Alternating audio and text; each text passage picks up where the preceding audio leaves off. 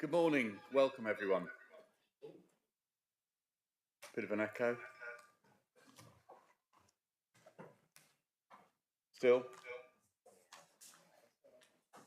Sorry, bit of a technical issue here. It's bad enough you have to hear me once, but you're hearing me twice at the moment. With an echo. Hi Nadine. That's very themic, isn't it?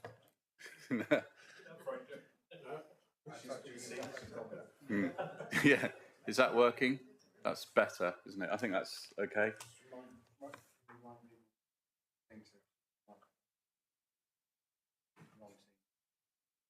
Okay, yeah, so people are on Teams, so if you are speaking, make sure you use your microphone so that they can hear you. But anyway, welcome everyone. Good to see you all for the executive meeting for this Thursday, the 18th of July. And we'll move straight into the agenda. Minutes of the previous executive meeting on the 6th of June. Are you happy for me to sign those as a correct detail? Yeah, all okay? Yeah, lovely, thank you. And to note the minutes of the meeting of the Salcombe Harbour Board held on the 18th of March. That's just a noting exercise. So if you could just note that. I mean, I see the chairman's here. Are you happy with that, Mark? Yeah, just note it. Yeah, lovely, thank you.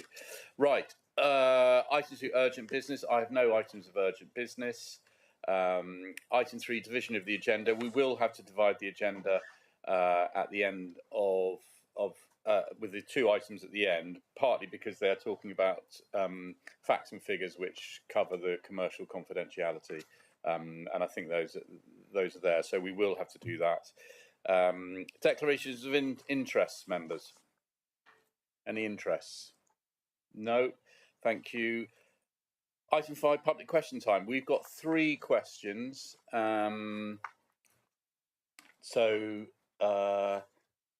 I don't know if if you could put those up on the screen.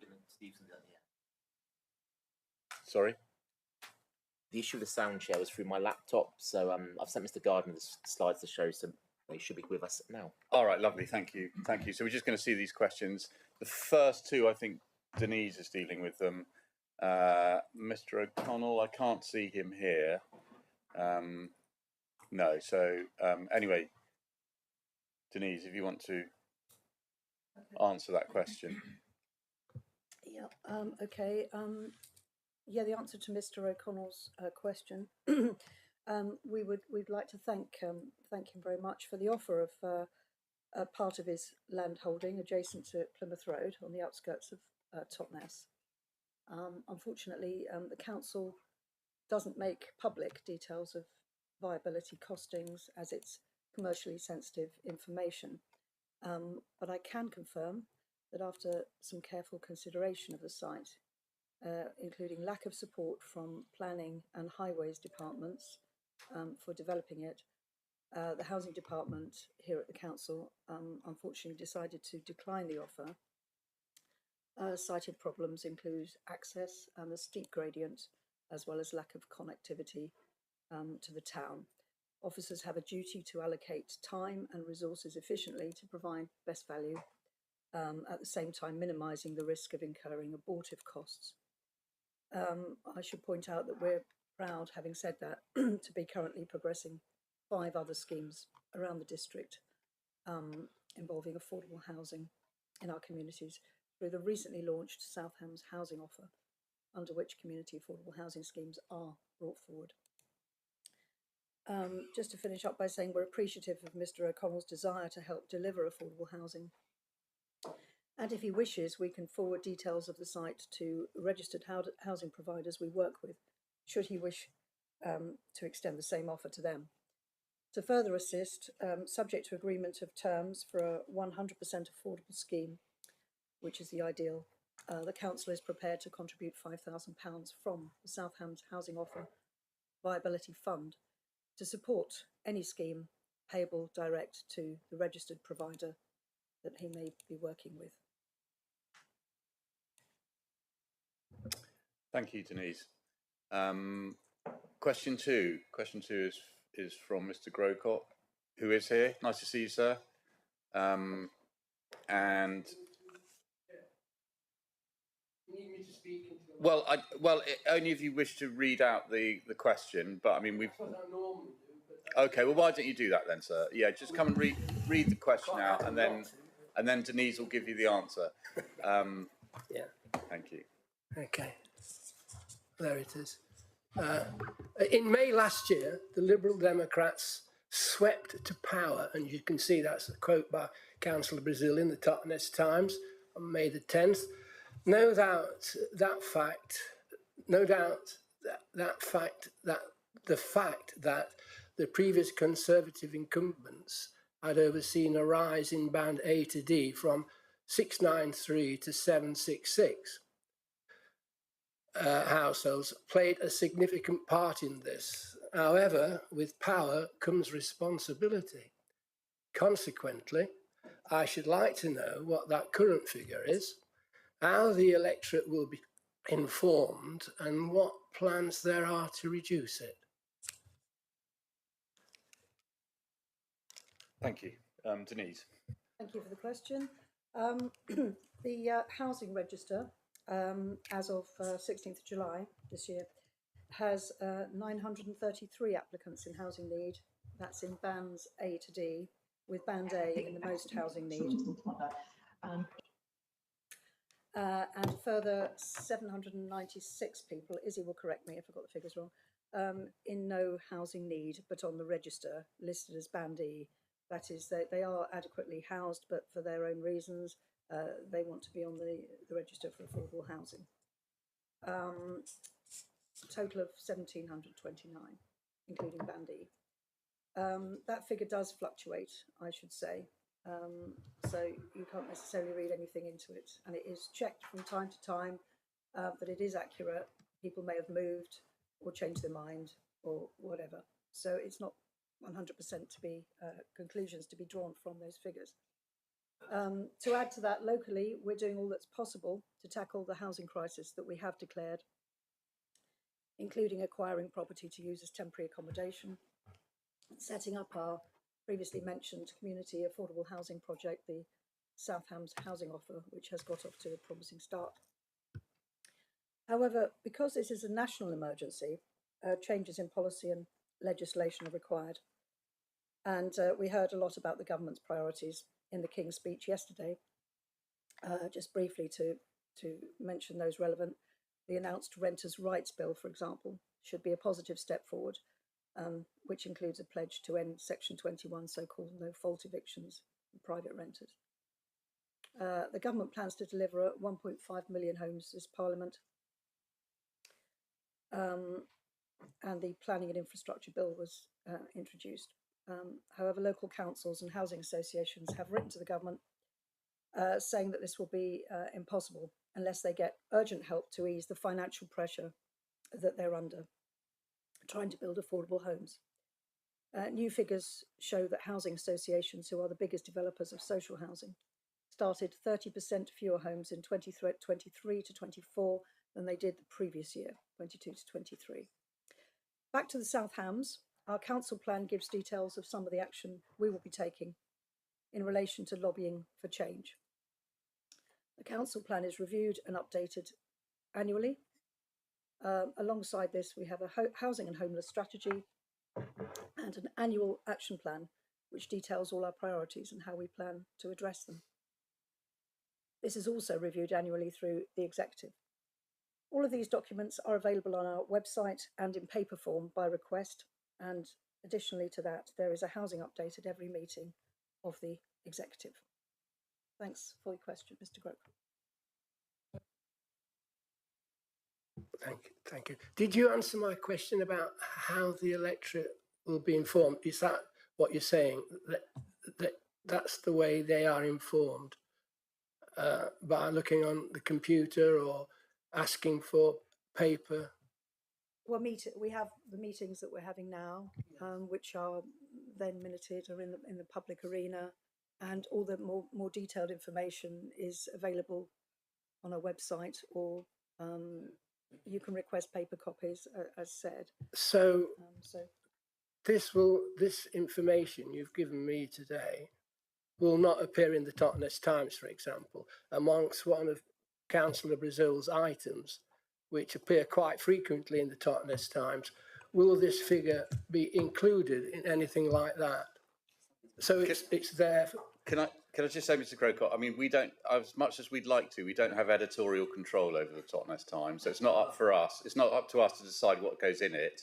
They very kindly print some of the articles that I sent to them, and I'm very happy to talk about affordable housing. I think Denise is doing a fantastic job with the team of officers that she has around her in delivering some quite exciting new housing initiatives around the district. To be fair, these take time. Everything takes time. But as and when they come forward, absolutely would like to talk about them. Yeah, and if the Totnes Times decides to run those stories, then we thank them for it. But it's not for us to decide what goes in the paper. I could absolutely, but I'm not going to do it in every one because sometimes I might be talking about water or I might be talking about something else. Yeah. I've read all your items. Well, I found him. that makes you and my girlfriend. That's the two. I'm not expecting a weekly update. No. A regular. Yeah. Okay. Well, that's what I'm suggesting. Funnily enough, sir. Like me, don't look at computers. No. I get a lot of my information from newspapers. Okay. And that's where I get some of my information, the Totnes Times. Yeah. No, excellent. And I do think that would help. Okay. To do that. Yeah. No, we can certainly look into that. How we might do that. I mean, I think what Denise says when she talks about just the raw figures, it's sometimes they don't tell the whole story. Yeah. I mean, once again, we have a fantastic housing team here at Southampton. We're very lucky with the officers who work endlessly, an incredibly hard job trying to find houses for those who, for whatever reasons, and many times not due to their, totally beyond their own control, find themselves homeless, and they do a fantastic job. So we do that, but absolutely, when we get it right, I think, we probably should let people know about that. Yeah. Okay. Anyway, thank you very much, sir. I'm going to call it time now on your question. So I'm not allowed just to make a comment. Well, I think you've had plenty to say. So thank you anyway. Right. The final question is from Mr. Johnson. I can't see Joe here. No. So if, and that's coming to me because it happens to be in my ward, B Sands. So what I would say is we did, it talks there about there's been a lack of transparency and consultation. We did actually send out a letter to every single household, which was hand delivered to every single household within the ward, within the village of B Sands, asking them about what they saw as the future of the Village Green Advisory Group. They came, there were two contact details, mine and the clerk of Stokenham Parish, because it falls within the parish of Stokenham. And I had three responses to that, and each one said that they felt that the Village Green advisory group was too narrow in what it looked at, in that it was just looking at the Village Green rather than the whole aspect of the village, which include a pub and a restaurant there, Britannia. And as such, they felt that it was not representing the actual views or the holistic approach that B Sands Village should be taking towards the green and how it looked after it.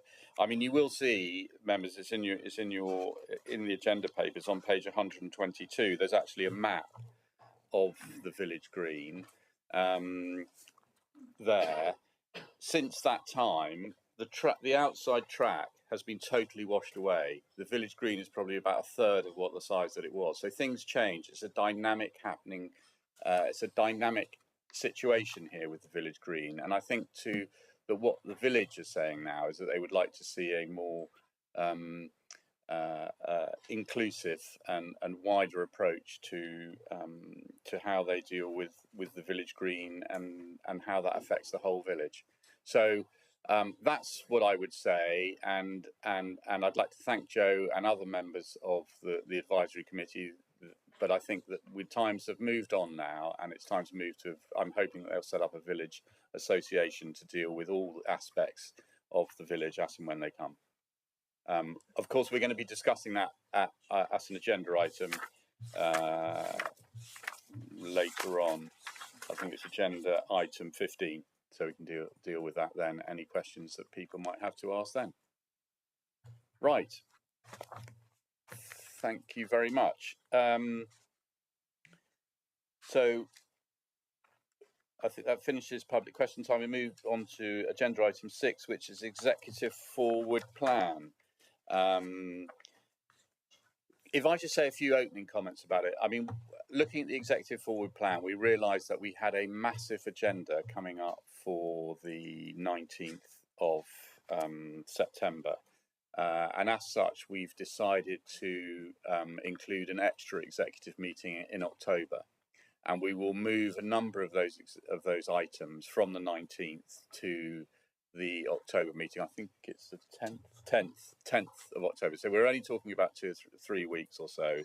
But I think it's important, these are important issues, and they should have full time and concentration of all members of the executive, and we don't want meetings to go on till sort of 4 o'clock in the afternoon. So I think that's the right decision, and so we'll be moving some of those items from the 19th to the 10th. Haven't decided quite which ones yet. If people have got issues or they feel something should come forward earlier, then please do let me know. Nikki.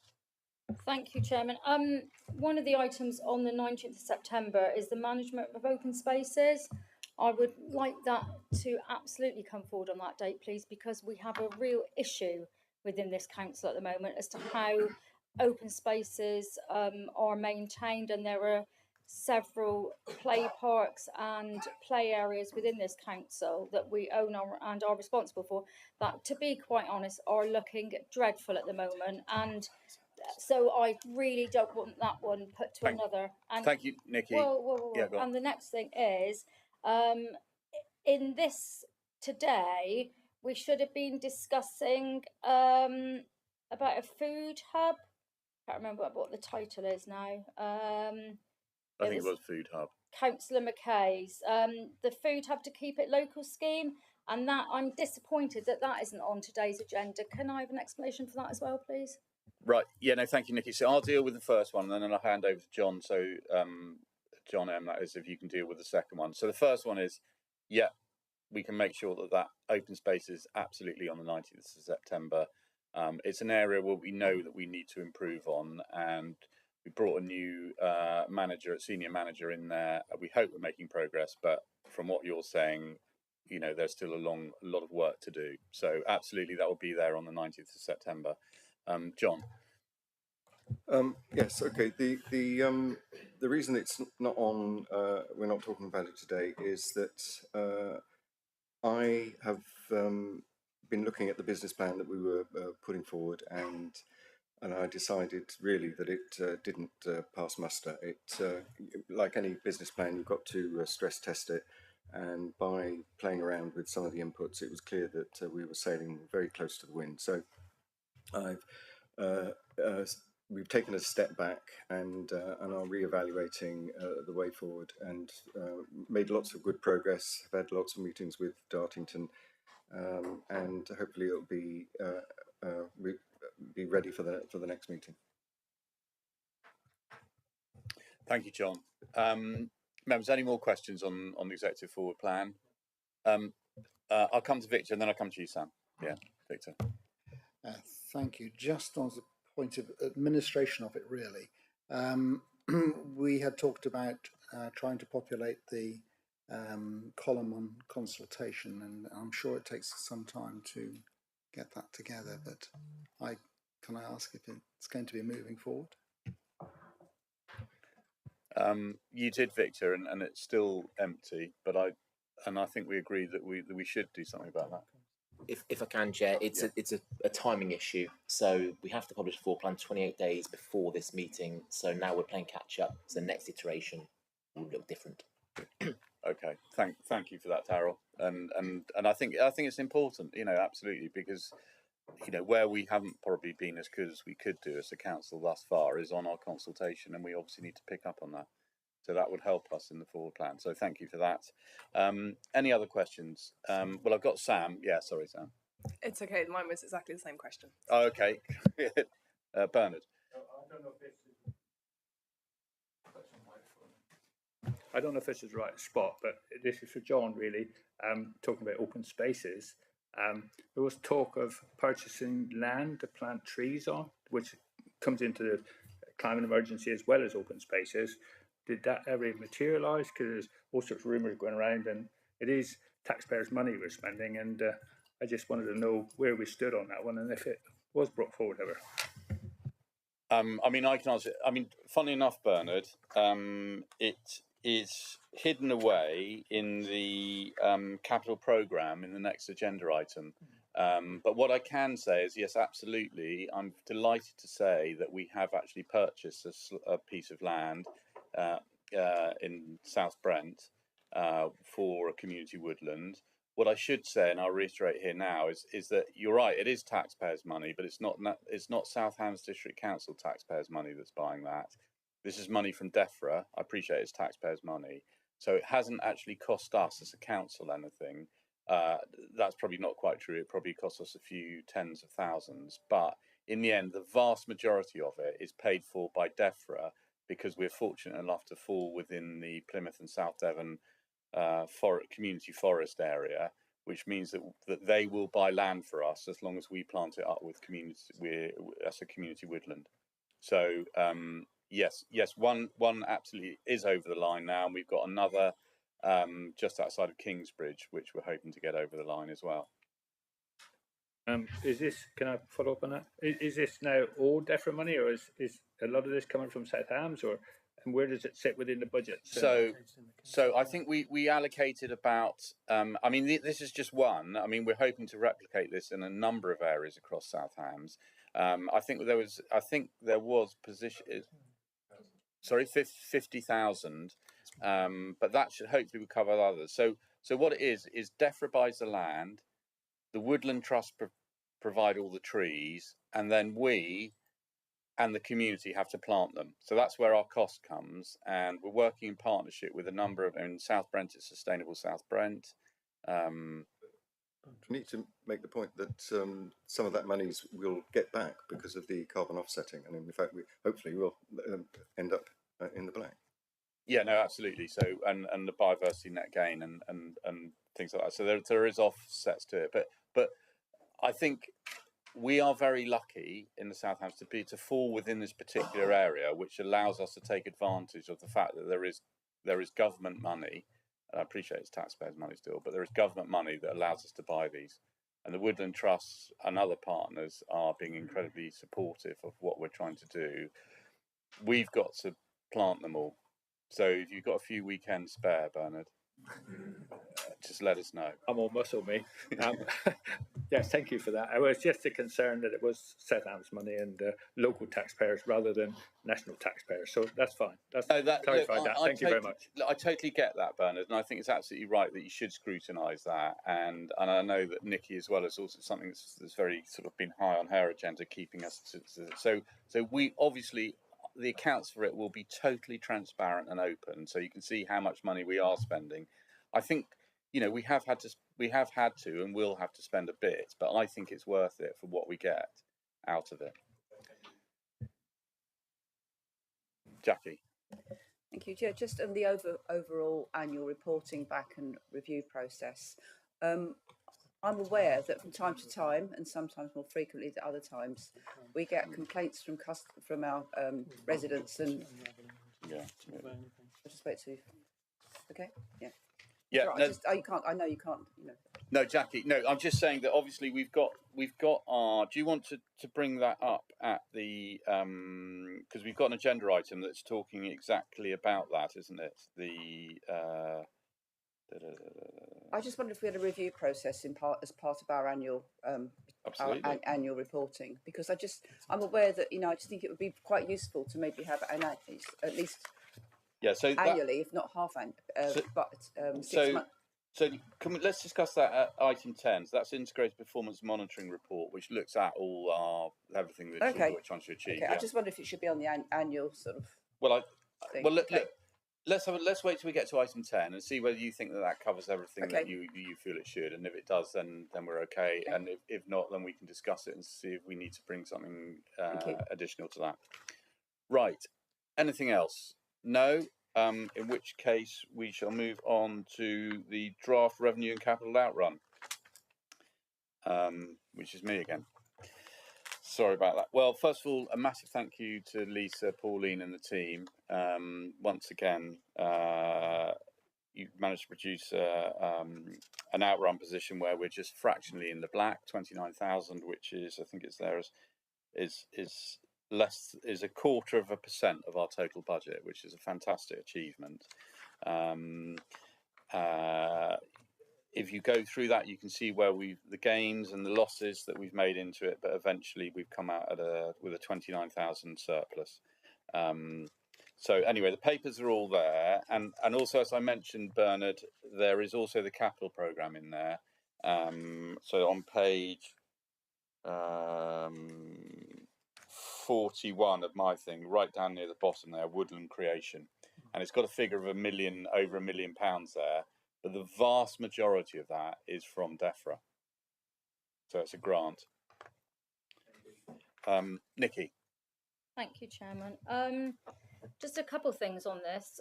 The looking at on the appendix, and obviously I've picked up about the amount of money being spent on trees.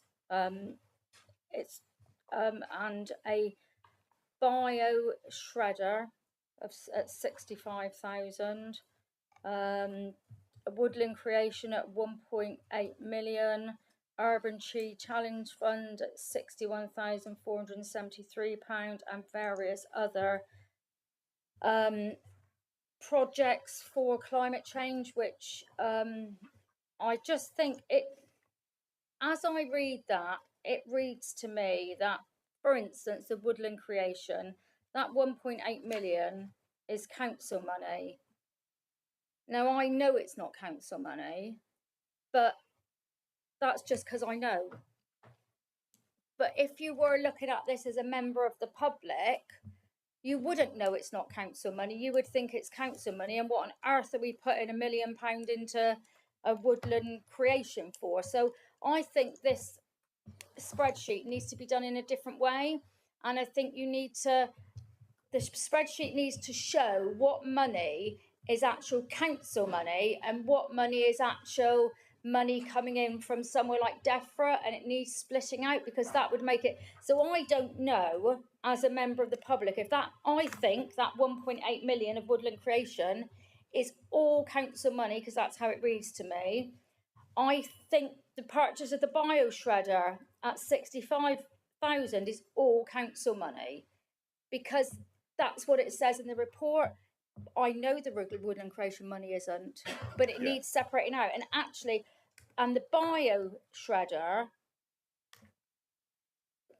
what is it? Where is it going? And what does it do? Okay. Sorry. Look, I've got more questions, but I'll leave. Okay, let's leave it at that. That's a fair point. Because I do know that in some cases we have reports that say this is the project, this is how much it's costing, and this is where the funding's coming from. And this one doesn't have it; it just has the amount we're spending on it.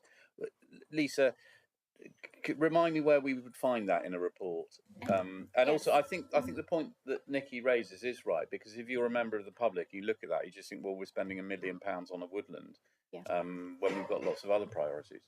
Yes, thank you, Leader. So those reports, it sets it out in the capital programme monitoring reports. So that has a column showing exactly where all the funding is coming from. Also in the accounts, it summarises of that capital expenditure of 9 million, how much has come from earmarked reserves, how much has come from government grants.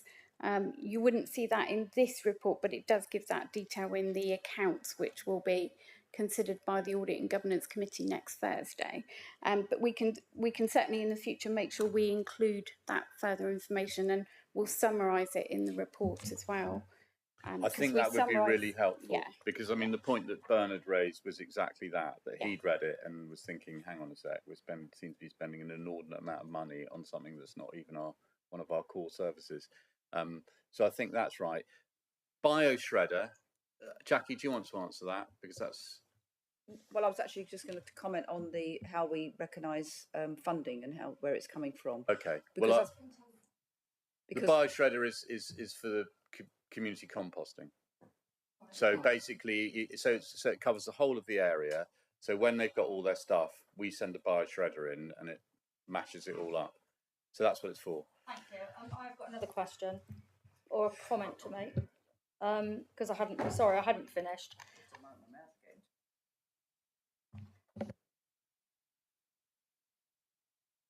No, sorry, it's my fault. It's my fault. Nikki, you go on. You ask your question. Jackie, Nikki was in the middle of some questions, so I'm going back to her. I thought you were going to answer the thing about the bioshredder.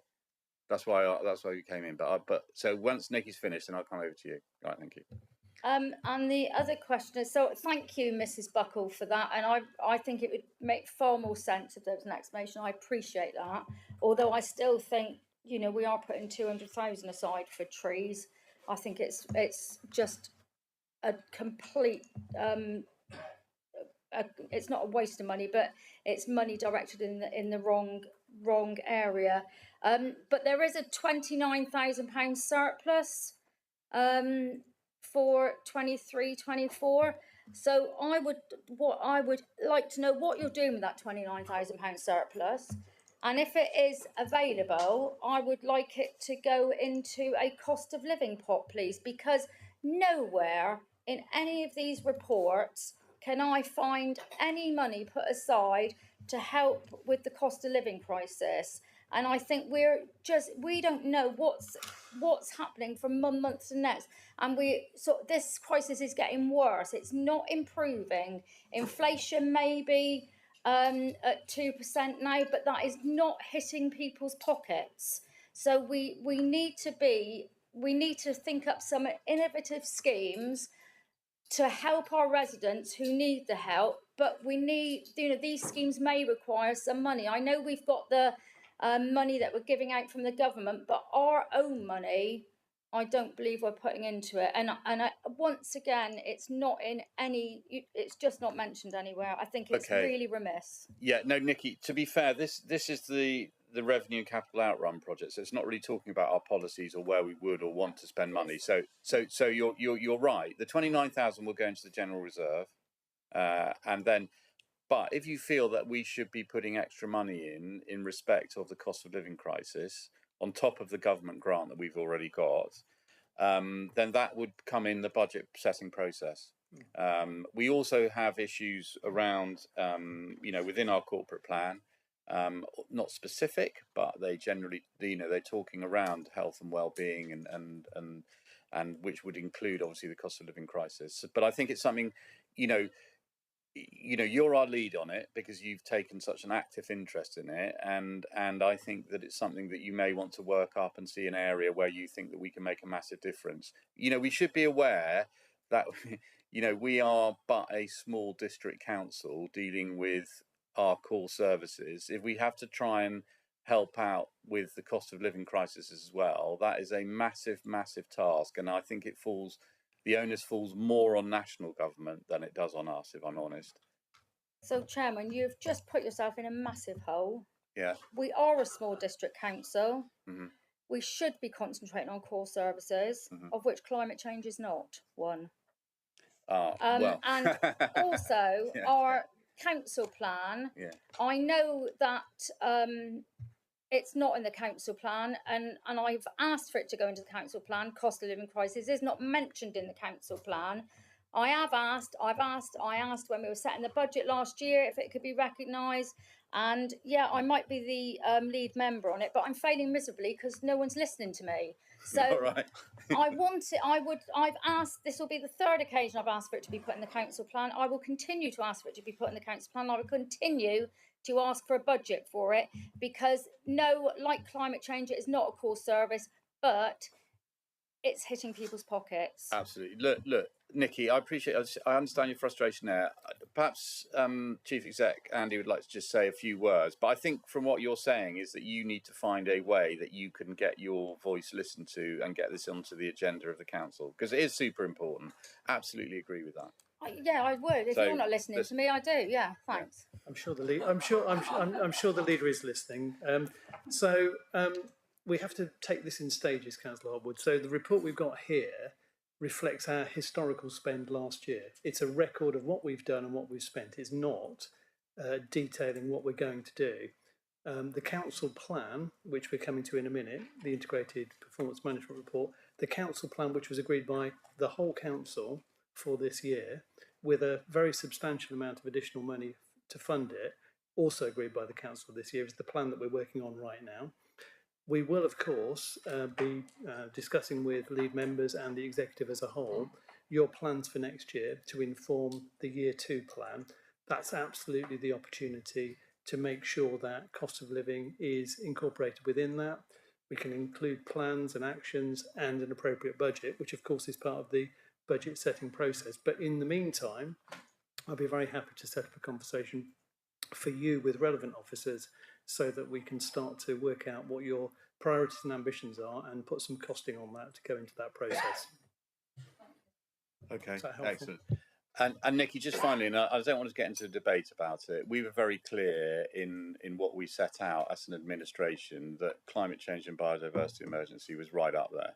And so I appreciate it's not one of our core services, but we have taken that decision that it is. I know you don't agree with it and you think that we should prioritise in other areas, and that's absolutely right and proper for you to do that and for keep going on. But I, you know, the truth of the matter is we said we were going to do it and it's what we're doing. And with John as the lead, I think he's doing a superb job there. So, you know, and that's because we feel that actually government should say that it is a core service of every single local authority to deliver the climate change and biodiversity emergency, because in the end it's so vitally important that we do, and that's why we do it.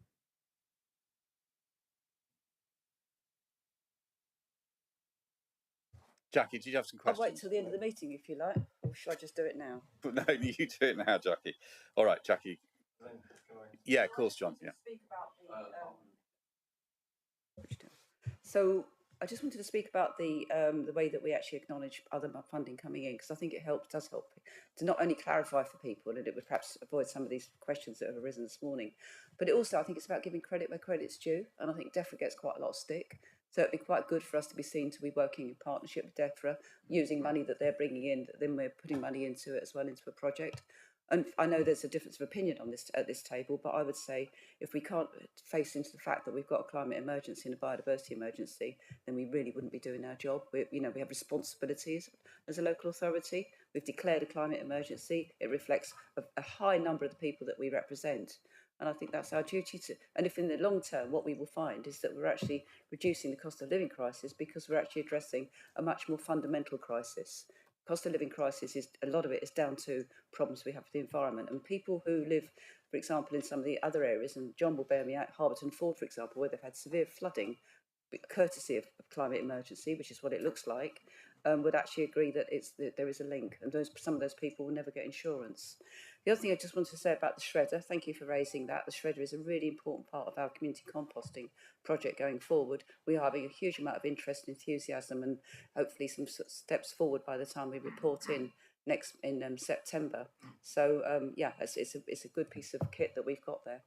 And as for the 29,000 surplus, I would hope that we would have a small surplus like that, because that's just a bit of flexibility on how our funding works. We can't be exact every time we say, right, it's going to cost us, you know, whatever. But if we come out at the end that we've been prudent and we've managed to keep our heads above the water and a bit of, you know, a few pence in the jam jar, then I think that's the way it should be. And generally, it just passes to general reserves. But if it needs to be reallocated, so be it. As you say, small percentage of our general outturn.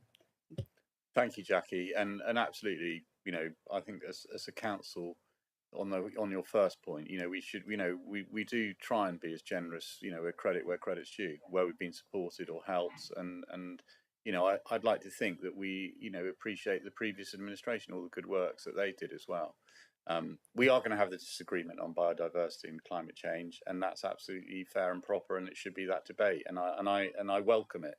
But we're going to have to agree to disagree, I think, on that, and that's where it is. But it's important that we hear both sides of the argument. I think that's absolutely crucial. John. Yeah, I mean, I do actually agree with Nikki that we should be dealing with the cost of living crisis more than we do. But there is, I mean, we do a lot more than core services. And in fact, if we only did core services, I would wonder what the purpose of members turning up at all is, really, because core services is largely done by officers, and we're completely surplus to requirement, really, in that case. So it's all the other stuff that we do that members get involved with. Execs agreeing with you, John. Yes. They said it's not that bad. But apart from when the waste thing was filling everybody's mailboxes, but and also I'd like to lobby for the play parks that you don't own, that and supporting them. So that 29,000 quid, I could use that in Harberton Ford. But and I've been asking for that for a while as well. But the reason I really wanted to speak was that looking at this report, it has got some fairly alarming numbers in it, I think. I mean, the fact that the National Local Government Pay Award resulted in a 200% increase in the wage bill is a bit eye-watering, and you know, the fact that homelessness is now costing us 77% more. I mean, that is obviously a huge increase, and I know every council is suffering in that regard, and that comes back to the cost of living crisis and all sorts of other things. But the other thing that I just wanted to ask about was the variations. Again, the variations are a bit alarming. We seem to have got it wrong quite big time in some of them, and I just wanted to. I mean, I'm sure we didn't get it wrong in the sense that it was, you know, incompetence or anything, but I just wanted to ask why we seem to have got it so wrong in some regards. I mean, the external audit fee has gone up 52%. I mean, that's huge. And ICT software. I mean, why is that 27% more than what we expected? John, it's not an exact science when you do budget. I mean, that's no, what I know yourself. I know and Lisa can come in and fill in some of the details here. I think if you look at it in the round, a lot of it is sort of interlinked. So we've made a massive extra money in respect of our treasury management. But that is partly because of higher interest rates and inflation, which is reflected in the fact that we have to pay more in wages. So they sort of cross each other out in that respect. Yeah, no, and that's why we've ended up with a 29. Yeah, absolutely. But I mean, you're it's just the variation. Yeah, no, I mean, you're absolutely right. When I read that report, and I'm thinking, crikey, you know, if this or that, then we would be way out on this. But actually, they've sort of balanced each other out, and I think that is the skill of Lisa and her team in sort of being able to. That there are checks and balances. If one goes up, the other goes down, and vice versa. With the audit fees, I don't know if you wanted to just make some comments about that, Lisa, because my understanding is it's something that's slightly out of our control. You know, it's set at a national level, so we just have to do what they go with. Yes, thank you, Leader. It's very much that the core audit fee is now 132,000, and the amount we spend on our audit of grants is another 34,000. So in total, we're spending 166,000 per annum on core audit fees. As the Leader has said, that is set nationally by PSAA, the Public Sector Auditor Appointments. So all district councils of our size will see a core audit fee of that amount. We were part of the national scheme for appointing new auditors, so every district council will see their audit fees go up by 52%. So that will be the same across the board. In terms of ICT, again, that's due to the economic conditions. We are seeing those higher rates of inflation being built into contract prices. And very much as the leader says, you know, those economic conditions have also meant, because base rates are high, we've got a lot more treasury management income in. And I think it's careful monitoring of that throughout the year to make sure that we know by the time we reach 31st of March, we are going to be near on budget. And the figures that you're seeing today in the outturn report very much reflect the figures that went to members through months 3, months 6, months 9, saying this is what we predict for the year. So we were tracking that all the way through the year, so that we knew that by the time we got to 31st of March, we were going to be there or thereabouts on budget. So it's the importance of the budget monitoring as we're going through the year. In terms of capital expenditure, the members of the Audit and Governance Committee will consider the accounts next Thursday. There is a table in there that shows our capital expenditure, which in total for 23-24 was 9.6 million, and it says that 4.98 million of that was funded by capital grants and external contributions. So over 51% of the council's capital programme is being funded externally through those capital grants and contributions. And I think we, as a council, we are very successful in attracting those external grants where those opportunities arise. But very much in those reports going forward, we will include, you know, line by line at how every scheme has been financed, because very much it's been sort of totaled up for the purposes of the accounts to show the actual table. Thank you, Chair. Thank you, Lisa. Lee, did you want to say something? As Chair of thank you, Audit? Chair. I just want to sort of support John's question, because I think it is rather surprising that the budget overspend is close to 20%. I think in a business situation, anyone might find that a little bit worrying. So while it's great that the net budget is pretty balanced, and I do applaud the finance team for achieving that, and I think that's very much to be supported, I think we just need to watch the overall overspend on the spending line as we go forward. So I think what I'd like to do as Chair of Audit and Governance is just to raise this in our meeting next week, if we can, Lisa, and see what actions might be taken going forward to try to ensure that the budget's set, you know, correctly, and that we've got enough leeway and that we've got enough provision in our budget setting and monitoring process, so that we try to avoid overspending in future and rely a little bit less on the good news that's coming in from the income side of things, so that we can be more confident of the overall outturn as years go forward. Thank you, Chair. So I think that's exactly what we do seek to do throughout the year, in the way that the Director of Finance has said. And importantly, when the council is setting its revenue budget for the next year, it absolutely takes account of all of the factors that resulted in the outturn. So those are built into next year's budget. So we don't carry on with budget lines that no longer reflect the reality. So the wages will be uplifted. If there are efficiencies that we can make, that's built in. If there's additional income. So the budget is a living, breathing thing. It reflects the reality at that moment in time, and we adjust it as we go. And I think probably, although the individual items would be different, if you looked at last year's outturn and the year before that and the year before that, you would see a whole series of variances. Some would be up, some would be down. Critically, the track record of the council, in particular the finance team, is one of delivering under budget in each of those years. So we have to see this in the round, and I think if we get too bogged down in the detail of it, actually we lose the clarity of vision that we have looking at the overview. The overview is a positive one. We have come in under budget.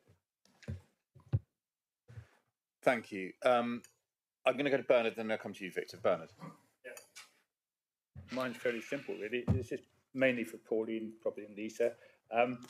The waste penalties that was imposed a couple of years ago, where do they sit in the budgets?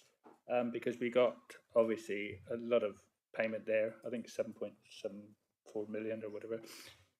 Can we disclose that or not? Because I don't know where it is in the budget. And the other is, obviously, planning income is down. So is that because there's less planning, or And what do you think the new government proposals for planning will have on our budgets, if any? Can I answer some of that? Yes, Because I please. can answer some of it. So the last question that you asked about, in truth, in the King's speech yesterday, we didn't really learn anything about what the detail of the new planning reforms are going to be. In fact, it didn't go as far as I thought it would do. I thought they would talk about these top-down targets and the loosening of democratic control over housing. It doesn't actually say that. It's a catch-all. It could mean anything or anything.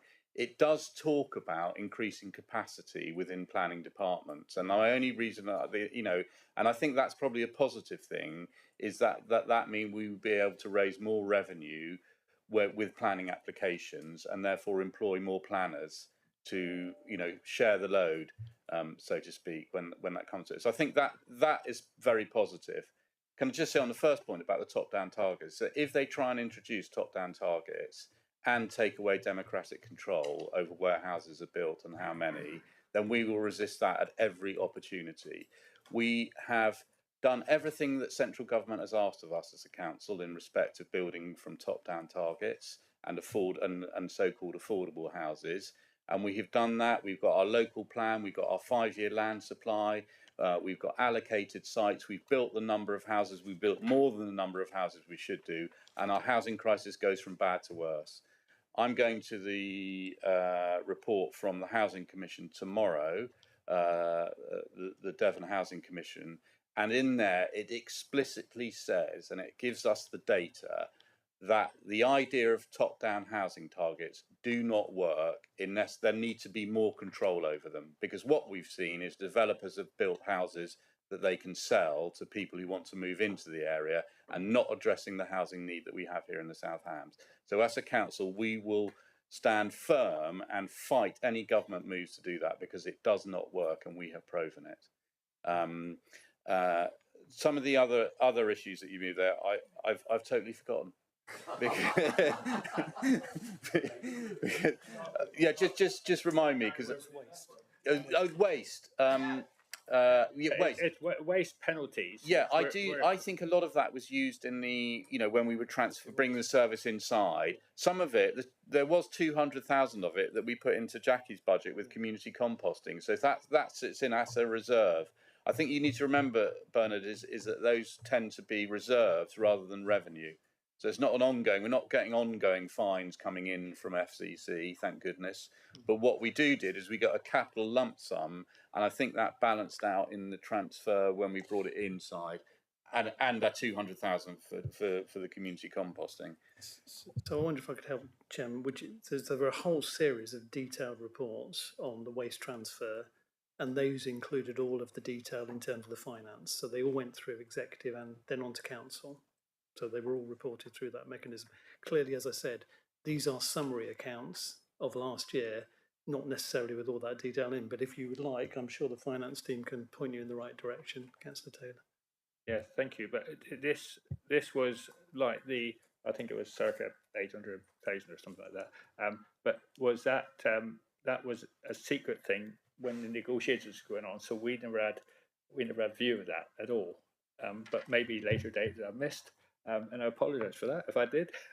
Don't think it was secret. It was part of a formal negotiated settlement, which was ultimately reported to all members through reports to council.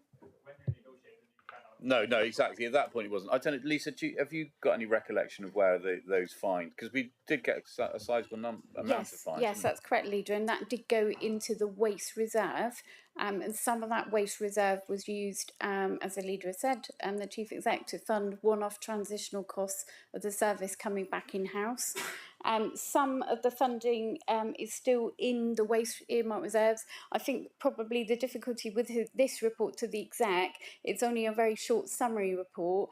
The the actual accounts are on the audit and governance agenda next week, and those are over 100 pages. So it is just a summary that the executive have got today, and it will be the audit and governance's committee that will go through the accounts in detail. So there are schedules of things like earmark reserves that show that level of detail, but that's not part of today's paper to the exec. But the full accounts have been published, they're on our website. I think Pauline sent them out to all members on Monday when we publish the accounts. So if there are any questions, we're very happy to answer questions. Thank you. Thank you. Lee, did you want to say something? Or no, you you just say they've been published. All right, lovely. Thank you.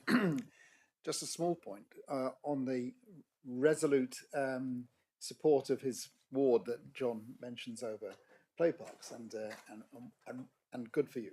I think there's a philosophical point about how we treat Southampton District Council money in association with resources which are perhaps not core and have applied only so far on land play parks that are owned by the council, and a debate to be had vis-a-vis the parish and town council precepts and what that might mean to this overall thing. So in answer to John, I'd just like to say I'll try and set up a conversation with those who are interested and take that forward. Excellent, thank you, Victor. Right, any more on the outturn reports? No. Well, thank you very much, and again, Lisa, Pauline, thank you very much. All right, so agenda, that's just for noting, so yeah, we're happy to note that. Agenda item 8, the Corporate Peer Challenge Outline Action Plan. Members, you've seen that before you. Can I just say once again to say that I think that we should be, as a council, both as officers and councillors, we should be pretty pleased and pretty proud of the report that we got from the Corporate Peer Challenge. I would say the problem is now the only way is down, really, in respect of that. But there are a few things that we can do better, and hopefully the outline action plan covers those, and I think the peer team will be coming back relatively soon to check that we are making progress on the areas where they thought that we could improve. Anyway, so Nikki, and then I'll come to you, John. Thank you, Chairman. I'm glad you've acknowledged the only way is down, because we handed you, well, we didn't hand it over on a plate, such a well-run council. So yes, the only way is now down. Let's wait and see. And I hope it doesn't happen. Yeah, it's tongue-in-cheek, as you know. But there are a lot of timescales in here that are June and July. And I just wondered if they'd been met. Things like the Member Policy Development Group has got July. I don't know if that's met yet. The communications strategy, I don't know if that's been done yet. There are quite a few June and July. I just wondered, and it's not picking at it, I'm just generally interested in whether they have been done. It's a fair point, Nikki. I mean, obviously, the only mitigating thing I'd say, obviously, the general election rather threw us a bit. Yeah. So, but I mean, Neil, did you want to report on an update to this? I can do, leader. I think it's fair to say yes. The June and July, the June and July actions have been delivered, or are well in progress. We've got a couple of weeks of July left, but on the whole, they have been delivered. Councillor Hopwood, I think it's fair to say what we've done. We have to deliver an action plan. But as soon as we received the plan that set out what we needed to do, we cracked on and started delivering against it. So this is a formality in a way to set out what we're going to do. So there are lots of June and July dates in there, but we have delivered on them. Okay, thank you. Sorry, where can we see the outcome of the communications strategy and the two I was most interested in, the Member Policy Development Group? When did, for instance, that group meet, or have I missed that? Because I would have attended, and I can't remember seeing a date for it. And the member policy group, I'll hand over to Daryl in terms of that one.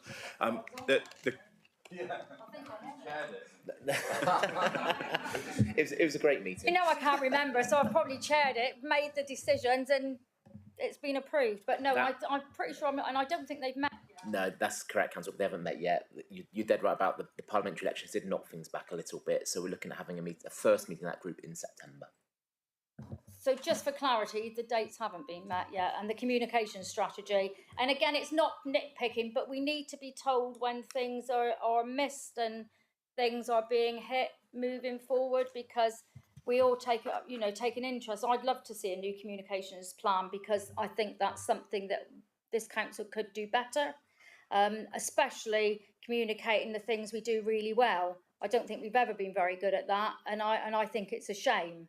So I look forward to seeing the new communications plan when it comes out. But again, that's a June, July thing. But I get the impression it hasn't been met. No, I think yeah, there's a draft of it, but I think it's fair to say that we have been sort of wobbled off a bit because members weren't around through the whole of June, July. Hopefully, we'll get the plans in place. But then August is pretty much again, everyone's away on holiday, etc. So September is really the active month. But I think your points have been noted there, Nikki, and absolutely, yeah. So thank you, Councillor Hobwood. You're quite right. We do need to make some adjustments, but the important thing is we'll carry on doing the things we need to do. This is the draft plan, of course, and the final version of the plan, after we've talked to a number of our partners in some cases, will come back to the next meeting in September, by which time I promise that the dates that it shows will be correct and accurate. John, did you want to? Yeah, just very briefly. I mean, I'm sure this has got lots of merits, this plan, but I'm disappointed that, as happens repeatedly, really, it's a thing that's been put together by officers, and then it's put in front of us, and we have to vote to agree it. I would have liked to have been involved in the construction of this plan, and through some workshops and talking and just generally involved. And basically, as ever, we've just got a report from officers and we have to vote on it. I just think it's the wrong way to do things. Fair enough, John. I mean, there's only so much that we can all do. What I would say is, I mean, this is as a result of the corporate peer and what they said that we should be doing, and so it's in response to that. Well, no, okay, no, fair enough, John. But I mean, in a way, this is the meeting at which to look at it and go, well, the corporate peer challenge group said we should be doing A, B, and C. This is the draft plan about how we think we're going to achieve that. If you feel there are better ways of doing it, or what have you, then now's the time to make those amendments and or to put your ideas forward. But I appreciate what you say about the concept. I mean, the trouble is in the end, we don't want to find ourselves bogging ourselves down in that every single thing that we have to do, that we have to go through all 31 members. I think we have to pick and choose where we think it is super important that we are involved in decision making and strategic direction, rather than on what I see as a more sort of I wouldn't say mundane, but we've been told what we need to do, and this is how officers think we're going to achieve it. Jackie. I would support John here, actually, on the basis that, I mean, in the past we have actually had open afternoon workshops where we've just sort of round the table, all of us, any of us that want to come and can come, to actually discuss some of the key points. And it might be something that we're just missing here, a sense of some of these key things that we can actually just have the opportunity to put a view on. There's all sorts of ways of doing it quite efficiently with community cafe sort of type style workshops. But it might just mean, because otherwise it's just somebody delivers, somebody brings it, and we're basically always caught for time. So it's yes or no really, or it just gets chucked back. Whereas if it's like in the early stage, we just had those, maybe even if we did it every 6 months or annually, just had some open workshops looking at what we're doing and where we're going and whether we'd like to put some tuning in. I think it just makes it engages people, it makes them feel involved and having the opportunity to discuss in a less pressurised situation than you are when you're sitting at a meeting making a decision. Thank you. Andy, did you want to just... Yeah, if I could. I think we may have missed some of the conversation that took place. So we had the formal feedback from the peer team. We certainly had a detailed conversation in an informal setting with the executive and SLT about the recommendations that were flowing from that. The conversation that I recall was that officers were going to talk with lead members about their respective bits of it, and I'm sure that that happened. This is the formal process for agreeing it, and clearly lead members, and Councillor Thomas is one of the keys here, because there's a big action here around community development.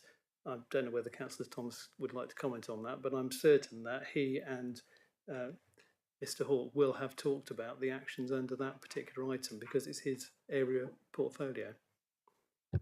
Yeah, Dan, did you want to? I was going to come in and say, look, I mean, I don't necessarily agree with what I've heard, in the sense that, you know, a number of recommendations were set by the peer review group, and if you take recommendation 3 as an example, which is agree your desired approach to community development and then create a structured approach to delivery.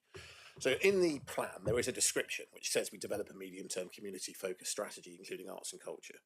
And then if you look at the specific actions, they are broken down over a period of time, bit by bit, of what the recommendation is, how we can do. At each stage, there's necessary input from members. So actually, you know, a bit like the previous conversations we had about budgets, this is very much a movable feast. We start off with where we'd like to go. If it turns out that, you know, the member policy development group to consider priorities for the next 3 years comes up with a whole load of member priorities, then that will be fed by members.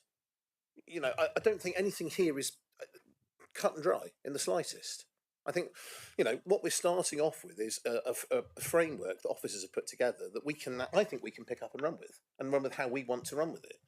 You know, I think if we'd all started with a blank piece of paper, and I accept we have had meetings in the past. Councillor Hodgson's quite right. You know, they've usually been about budget setting, haven't they? Well, we've had round table workshops. I think if we'd done that with this, we could have gone anywhere. And actually, the peer review team have given us quite a specific set of objectives that we need to try and improve. I don't see anything wrong with what's on the action plan. I think there's room for all members to get involved in all different areas, and I would welcome that personally. Thank you, Dan. One on this, the ownership of each of these actions seems to be either yourself or an officer. I would have suggested members should own some of these actions. Just as a for instance, this is why you know, this notion that this is an officer-led thing and then we should all get behind it. I think this should be a member-led thing largely, and with officer support. And the emphasis is in entirely the wrong place.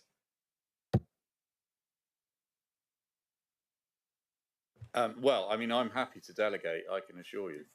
I do. I mean, I opened up at page 58 and it says lead member, but no. I hear what you're saying, John. Dan's heard it as well, and Neil. So we need to be aware of that. You know, my own view is this I think is a perfectly good dynamic working document that there can be plenty of member input in. But you're right. There are occasions when I feel that we have been bounced into a route that we go down that there was not enough member input in, and I totally agree with that. And I think that's something that we should look to resolve and be always on our guard about. Anyway, Sam, did you want to come in? Sorry, it's just a really tiny point drawing out what other people have said, is that when it comes back in September, can we just take out some of the acronyms as well, because it's just taken a while to figure out what's being referred to. Okay, yeah, all right, no, good point. I see Neil nodding, so thank you for that, Sam. Was Nikki, did you want to come back in, or no, you're okay? No, I've done. Yeah, it's all been done. Right, okay, members, so what do we have? So we've got to endorse it and note it. John, you may feel you're slightly you don't want to endorse it because you've been... Yeah, okay. So look, I'm happy to recommend those two, 1 and 2, and Dan seconded. So all those in favour, please show. Thank you very much. That's unanimous. Thank you. Thank you. Right, agenda item 9, productivity plan. Always slightly ironic for a government to tell us that we need to up our productivity game when they are just so appalling at it themselves. But look, can I say once again, I think, Lisa, thank you so much for this report.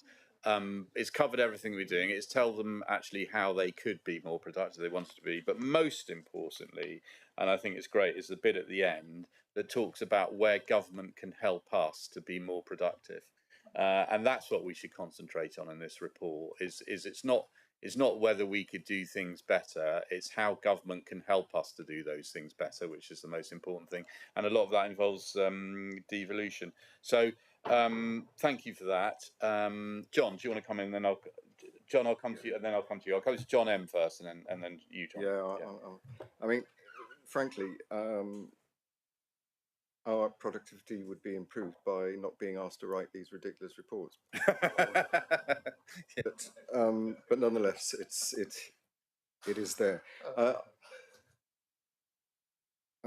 did sort of send an email round, I think, to various people about the use of AI, and there's I think I can't remember. I think it was Stroud, but I can't recall.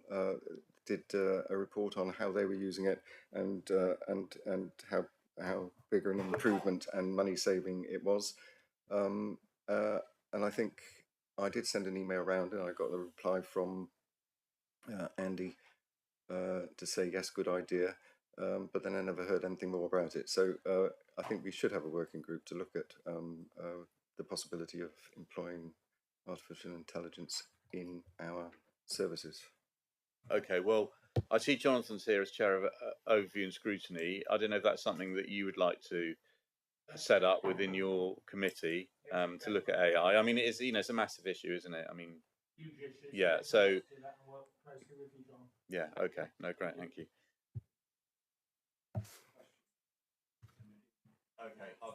Hi, Nadine. Nadine, I'll come to you. I'm just going to ask John, and then I'll come to you. Yes, I saw this paper, as I understand it, has been produced as a request from the previous government, asking district councils on how the country could be run better.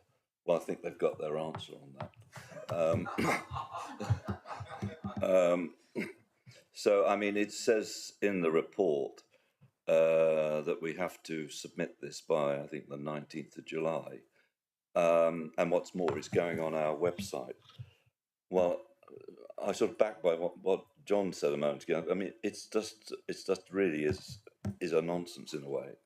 But what worries me is that if this does go to a government and is on our website, then as far as page 68 is concerned, it certainly gives the wrong impression, and it deals with the matter of devolution. And on page 68, it goes to say, it implies that we as a council support the upcoming Devon devolution deal. Well, that's not my understanding of when we debated this. I think it was at full council. And in fact, the fact if we are sending a document to the government, and they probably won't read it, but even if we do send it to them and we put it on our website, we look as though we are supporting the Devon devolution deal, and I think that's not what this council, what came out of the debate at this council. So I think either we send this report without page 68, or it be heavily amended, because bearing in mind, it's my understanding as a result of the King's speech yesterday, Angela Rayner and her department, which is no longer called Levelling Up, that's been deleted. It's now just Housing and Communities. So, whatever it is, yes. I understand that Angela Rayner has actually sent a letter out to all councils dealing with the matter of devolution in the future. And that being the case, I think that we as a council quite obviously need to consider that letter and our response to it. And what's more, I don't think we should prejudice our future position by indicating in this document that by implication that we support the Devon devolution deal. So I would like to propose that page be deleted, or alternatively heavily amended, so there is no suggestion of this council supporting the proposed Devon devolution deal.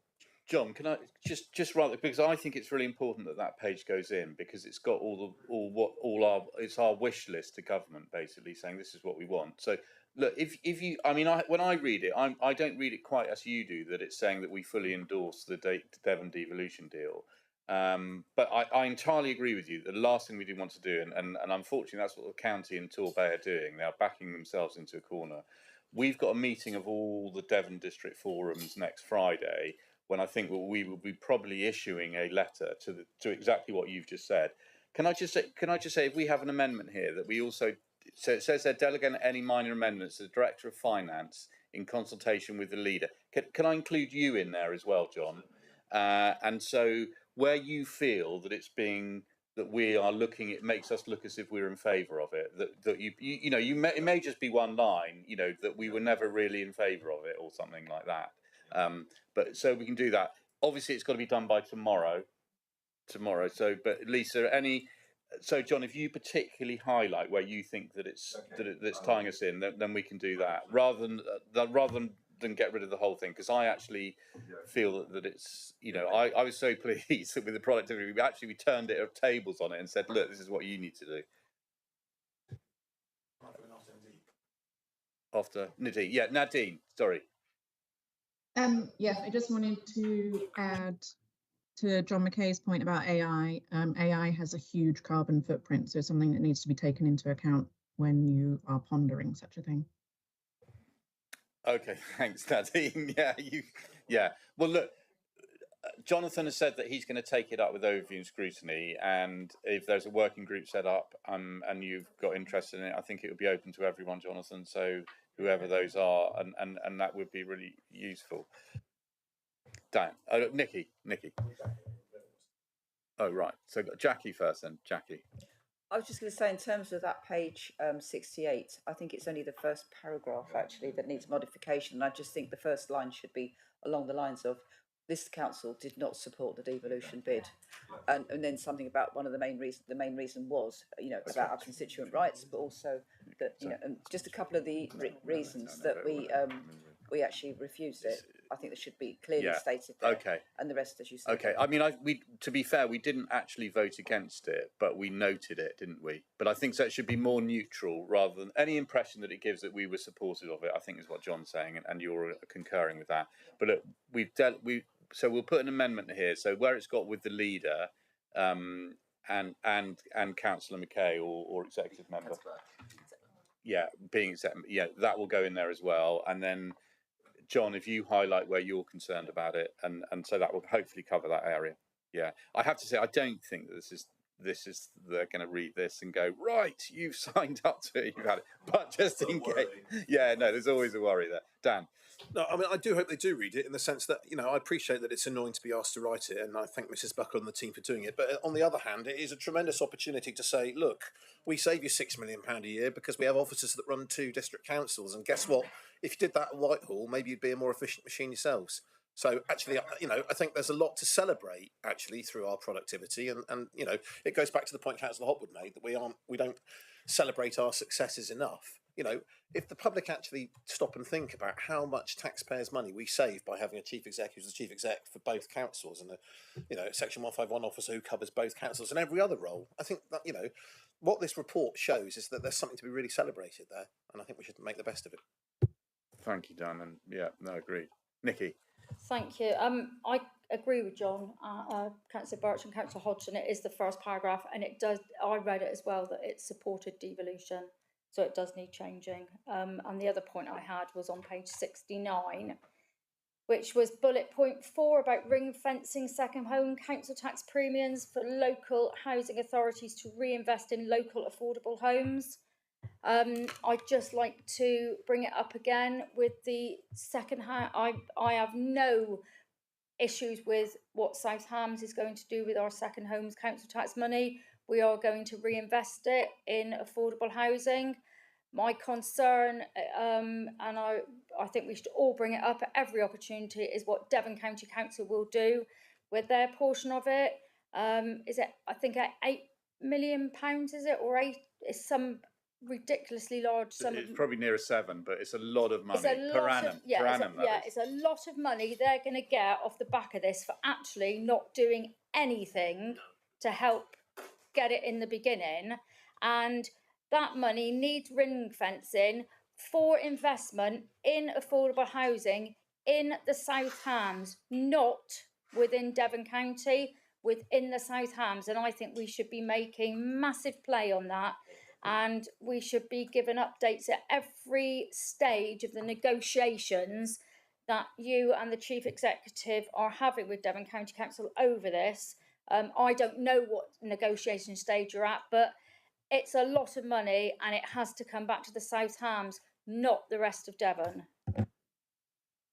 So if I could respond on that. So absolutely, it's a commitment of this council. You've made the decision that you're going to levy the second homes council tax. You've made the decision that in principle you're going to ring fence that to go back into housing. Each of the other districts in Devon have done exactly the same. We met with Devon County previous leader and chief exec to set out the reasons why that was important for the people of this part of Devon. The impact of second homes is principally on the housing market locally in terms of affordability and accessibility to property. It's right and appropriate you made the decision you did. Of course, ultimately, the government chose not to pass an amendment which would have ensured that that money was retained by housing authorities. It was a House of Lords amendment. It wasn't passed into legislation, and thus, when that went through, it didn't get changed in the Levelling Up Act. So technically and legally, it is for the county council to decide how they use that money. We, of course, through this document, are lobbying government again. We have a new government. Perhaps the new government will listen harder to this particular issue.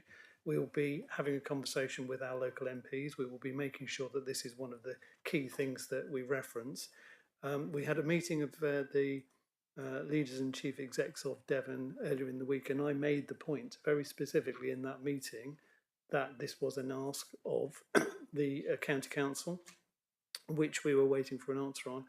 And I know that the Devon Housing Commission report, which, as the leader has said, is due to be published tomorrow, includes, because I've seen a preview of the recommendations, a recommendation that the money from second home should be retained for housing. So the case is being made, but ultimately it is for the county council to decide. Thank you, Dina.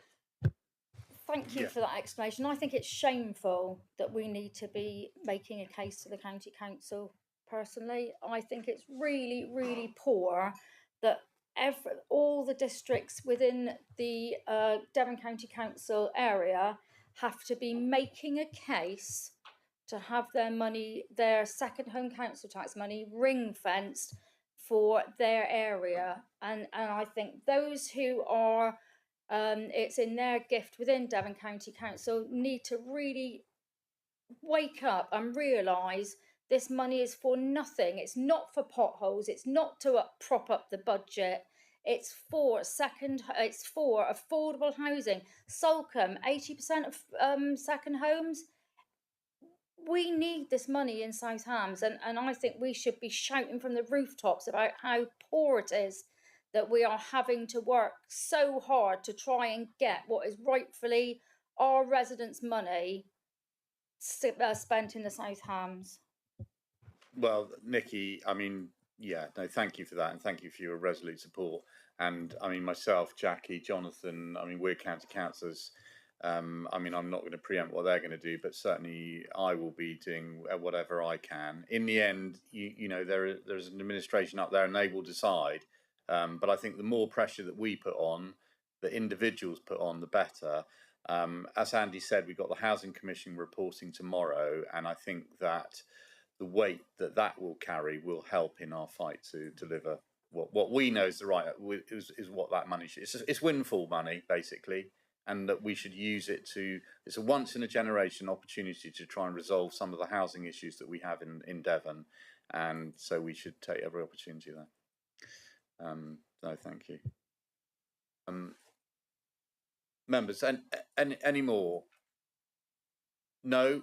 Well, look, thank you. And thank you once again, Lisa. I think you've managed to turn this report round into a, you know, what they can do for us.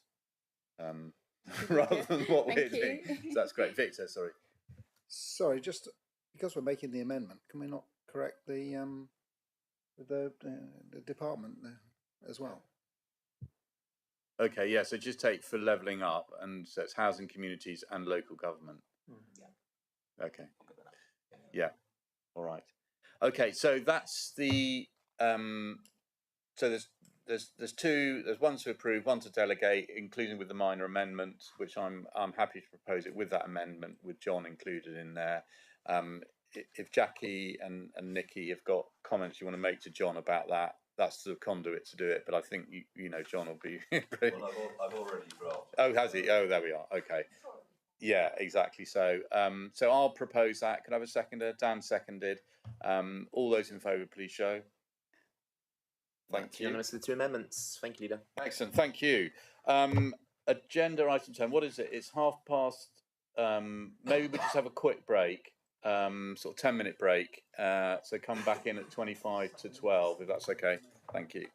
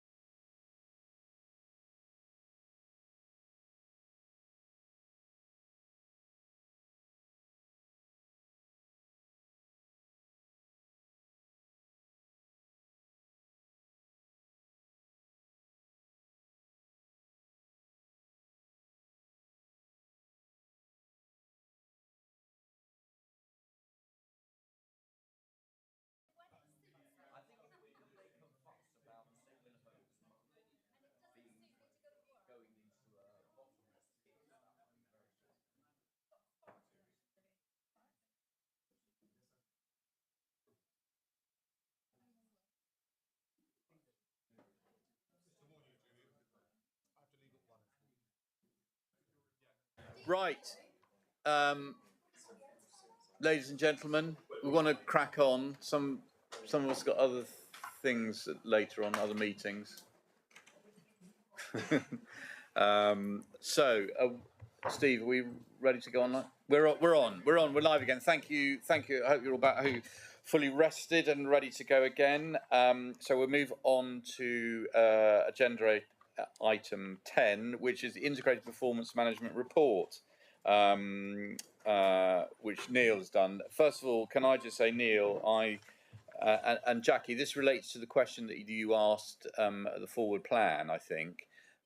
Talking about how are we going to see whether we're achieving what we said we would do, etc. And this is absolutely it. And I think that it's a really clear, plain, straightforward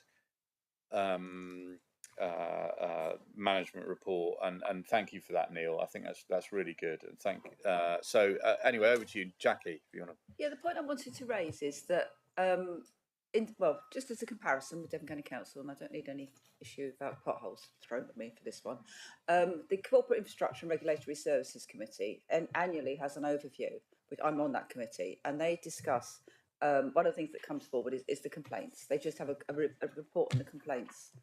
And I think, as much as, you can imagine what a lot of the complaints are all about, and, the fact that there are sort of all sorts of issues, and they're all just grouped up. It's not a huge, well, it's probably for them, it's quite a big piece of work because the volume of complaints they've had this year for various things. But what I'm trying to say is I think it's actually really useful, not just as members to understand what's coming in and to be aware of like the sheer volume or maybe the minimal size of some of the complaint areas, but also to let people feel that they've been heard. So they can see it's a public report that's come out. These are the sort of areas, these are the sort of responses. And so people feel that they're not just whistling in the wind when they make a complaint, because quite often I think people feel, especially when there's something sometimes, or a lot of the time probably, things that we can't do much about. We know what it was like during the waste problem, that we can feel that, we've actually sort of like given it due diligence so that we're aware of the volume. It's not just like people feeling, oh, well, like they're just telling me it's only just I'm the only one that's complained about this. And sometimes we know that there are other complaints coming in. And I just think it's just a piece of work that would be really helpful to just complete for completeness. That's all. No, thank you, Jackie. Nikki, did you want to say something on that? Because I was thinking maybe the call centre and that would be really useful, wouldn't it? Yeah.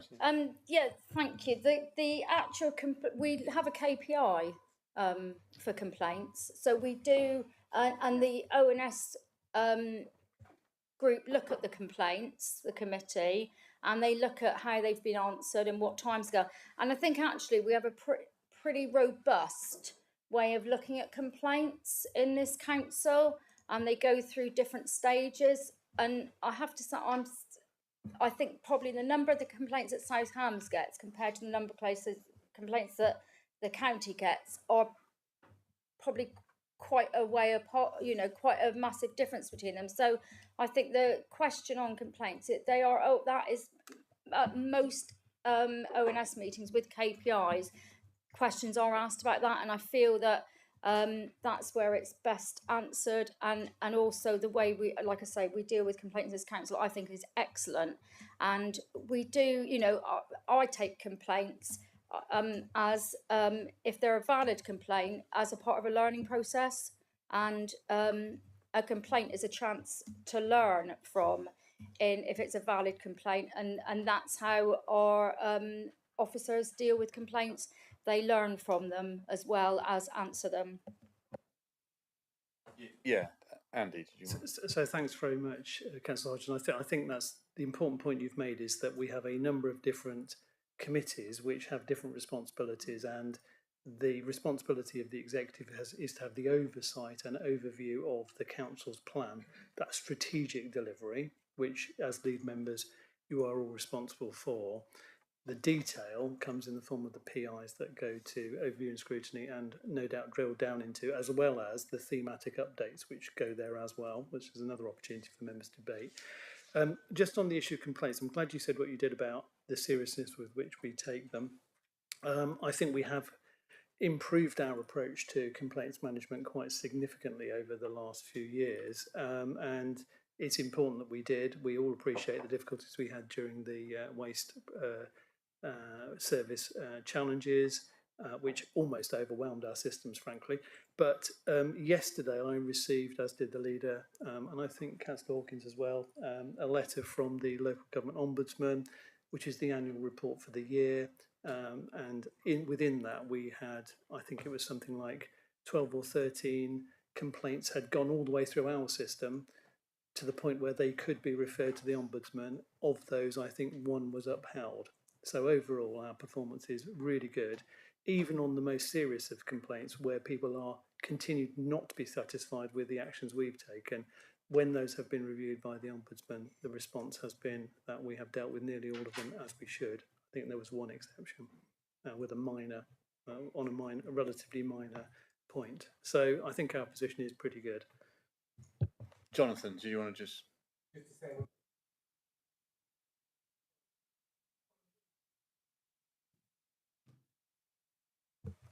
Thank you very much. I've only just seen Andy's email to us, which was sent yesterday to both you and I. And yes, we've had a good Ombudsman report, so I was going to respond later. Cheers. And can I correct? Does that Ombudsman report go to overview and scrutiny, or does it come to us? It does. It does. Okay. So that it seems to me that what you're saying absolutely relevant, but it seems more overview and scrutiny. Did you want to? I just thought if we're doing the annual reporting, I think it would be something that just at some point it comes in as a general sort of overview of that, basically between what Councillor Hopwood and Andy have actually said. So it's just can be a half something page, in the annual report, but it just makes people feel that we're not sort of sweeping it under the carpet, that we do actually receive complaints in the number. Thank you. And also the failure management. If we're getting thousands of complaints, even if it's only little things that we sort out, is not a good sign. As that comes down, we think, well, we're doing things better because it alleviates time. We all know as councillors the things we have to deal with when things go wrong, really, and what that generates. If we can sort that out, then it makes everyone's lives better and easier and more productive. Yeah. Thank you. Okay, so that'll be added to the annual work programme just once a year. Yeah, so that's next year. Next. Absolutely fine, yeah. Next meeting, it'll be there. It'll be in there. Okay, excellent. Thank you. Any other, Bernard? Yeah, thank you, Leader. Is this complaints across the board, or is there one particular department that gets more complaints than others? I know you can't yeah, so that's not obviously. In this report. That is something that Jonathan will deal with overview and scrutiny. So that's exactly what they get, where the complaints are, how, where's worse and things like that. And I think what we're going to do is we're going to have an overall KPI in the annual report saying how many complaints we've had, which again will be rather a general, gather them all in. The details are overview and scrutiny on that. But thank you. Any more? Nikki. Thank you. Just further down the report, the top of page 72, regular executive lead men, no, that's the wrong one. Thematic deep dives to overview and scrutiny committee. Is what it's about, the corporate performance management framework. It says the regular thematic deep dives. I just wondered what deep dives ONS has actually done within the last 12 months, because according to the corporate performance management, they do deep dives. Well, I to be fair to Jonathan, I think we've got the plan in place. So now is the time to start, picking up from this report where we think we're not doing it as well as we could do.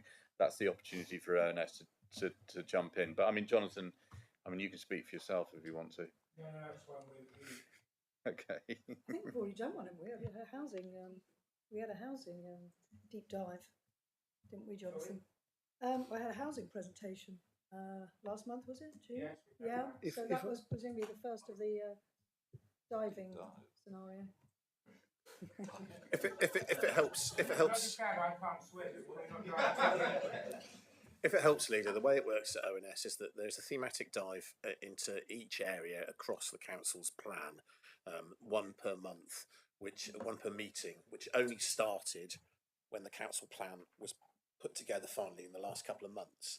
So effectively, over the first year of the council, ONS didn't have thematic updates to scrutinise because the council plan hadn't been formally agreed. So if they'd been doing anything, they would have been looking back at Better Lives for All, which there was no purpose in doing. So actually, from an ONS point of view, everything starts from 2 months ago, I think, and then goes on from now. Okay. No, thank you for that. Does that explain that, Nikki? And Thank you. Jonathan, looking forward to a few deep dives. I'm looking forward to it. Excellent. Right. So we've got the recognising and noting. Can I just say, I think it's really important that for each of us as portfolio holders, that we take ownership of our particular page in this report and make sure that it's going in the direction that we want to do, and whether it's achieving the things that we want it to. And if it isn't, then hand it over to Jonathan for one of his legendary deep dives. Nikki. Yeah, just to say as well, the integrated performance management report, April to June, how it's laid out, it's really positive, and the layout is really clear. It's really easy to read. Anybody, I feel that we could all understand it. So I don't know who put it together, but it's definitely changed a lot, and it really is. No, well, thank you for that, Nikki. That's Neil, and yeah, and I mean, I echo those. I mean, that is I think it's a really good report, and we want to use this as a tool by which that we can start delivering from our plan that we've got as a council. Anyway, look, I've got 1 and 2. I'll propose those. Dan's happy to second. Are we all in favour? Thank you very much. Thank you, Right. Housing. You'll be pleased to hear that's it from me for a bit. Denise, housing projects. You'd be very pleased to hear there's more from me. Yeah, if I can, I'll start off with a brief update on the relevant areas from the King's speech yesterday, which we've mentioned already, as it affects housing. I did mention earlier, Mr. Grockock's not here, I think, when I was answering Mr. Grockock's question about the Renters' Rights Bill, which has been brought in, changed. It was called the Renters' Reform Bill under the previous government. It's finally been brought in after being delayed a lot, and it effectively should ban so-called no-fault eviction. And also there appears to be, which is a very positive thing too, extension of the AWABS law, which is the social housing health rules and regulations, including damp and mould, and that extends that into the private rental sector. So that's a step forward too. And the government had announced the plans that to build 1.5 million homes over the term of the next Parliament. As Julia mentioned earlier, we didn't see a lot of detail on that. There was talk in the Planning and Infrastructure Bill about strengthening planning authorities, increasing planning officers, which is a good thing. But there are concerns about local authorities losing control to top-down targets. It's reported in the press a few days ago, a letter, and I did mention this earlier briefly too, a letter gone in from the Local Government Association and the National Housing Federation, representing 600 housing associations, asking for urgent intervention to ease financial pressures in the affordable housing sector. Housing authorities started 33,000 homes last year, which is quite a big fall of 30%, nearly a third from the previous year, which is a concern. And that letter to Angela Rayner, who's the new Secretary of State, says that rental income from affordable housing is now 15% lower in real terms compared with 2015. And the letter signatories say they're calling for emergency funding into the government's affordable housing programme. And it's also pointed out that £50,000, I think it is, per social home will be needed over the next 3 years to meet decarbonisation and decent home requirements, which is a lot of money. So with all that in mind, I would like to suggest that we invite Angela Rayner, the Secretary of State for Housing, Communities and Local Government, which is good. We've got the words local government in her title. It suggests a recognition of local government and a respect for local government, and I hope that's what is implied. Invite her team to come and listen, to talk to the council, listen to the council Strike While the Iron's Hot, the new government, about the issues we face that we've been discussing this morning. You know, we've talked about the ring fencing of second homes council tax premium for housing authorities and the sort of slight muddle over that, and about what their plans are and the issues we face. Julian touched on that earlier as well. We've met our housing targets over and above, and we have land supply and some to spare, but still we have a housing crisis. We have high house prices, as we all know. We have low incomes, probably have one of the biggest differentials between incomes and house prices around. And our homes do need to be genuinely affordable and where people want them. So I would like to suggest that we do that. We have a new MP. We have a new opportunity to get what we want here. And having said all that, just moving to the local situation, got some positive news. On St Anne's Chapel, first of all, Izzy, our head of housing, tells me that there's been a practical completion achieved today. Delays, as you know, have been due to issues with the roads around the housing development, now resolved, and tenants due to move in from the end of August. So that's very, very good news. We have 9 flats which bought at Kingsbridge for temporary accommodation. We've heard about the pressures on we have on temporary accommodation, with 77% spend over budget for temporary accommodation in line with other councils. We have an increasing need for temporary accommodation, and we want to avoid B&B where we can, so we've been buying our own. The work is going well on these flats. We hope residents can move in by the autumn after refurbishment, which has been carried out on them. We do need these smaller, you know, 1-bed properties. A lot of the need on the waiting list is for the smaller properties. Also in Kingsbridge, sounding a bit, I am the ward member, so declare an interest. Rope Walk, the council-owned sites there, we are working to maximise the number of affordable homes on this brownfield site by expanding the site where we feel we can. So that's being looked at. The second greenfield site on Rope Walk is looking challenging to develop. So we've been working with HASTO, the Housing Association, on that, and with the town council as well. So we try and move that forward as much as we can. The South Hams housing offer has got off to a promising start, having been launched at the turn of the year. We're working on 5 sites now around the district, including our first community land trust at Stoke Gabriel that we're working with, and we're hoping the second CLT could be set up on another site which we can help to support. So positive news there. We have also a Section 106 agreement for the Live West development, Parkers Way, Totnes. Live West, the housing association, which inherited the homes which the council transferred back at the turn of the century. That Live West agreement has been completed, and South Hams has issued a planning approval notice, and the redundant flats have been demolished, and 35 new social housing units are to be built there. Also in is it Dartington, I think, Jackie's ward, the Clay Park affordable housing scheme with the transition home CLT planning permission's been granted. That's for 100% social rent. And in Ivy Bridge, there's a joint venture between the town council and the housing association, PCH, Plymouth Community Homes, but they're expanding beyond Plymouth, so they've changed the name to an acronym. Sorry about that, Sam. For the redevelopment of the ex-care home site, Butter Park. South Hams has carried out some enabling work there, so it's been liaising with those bodies.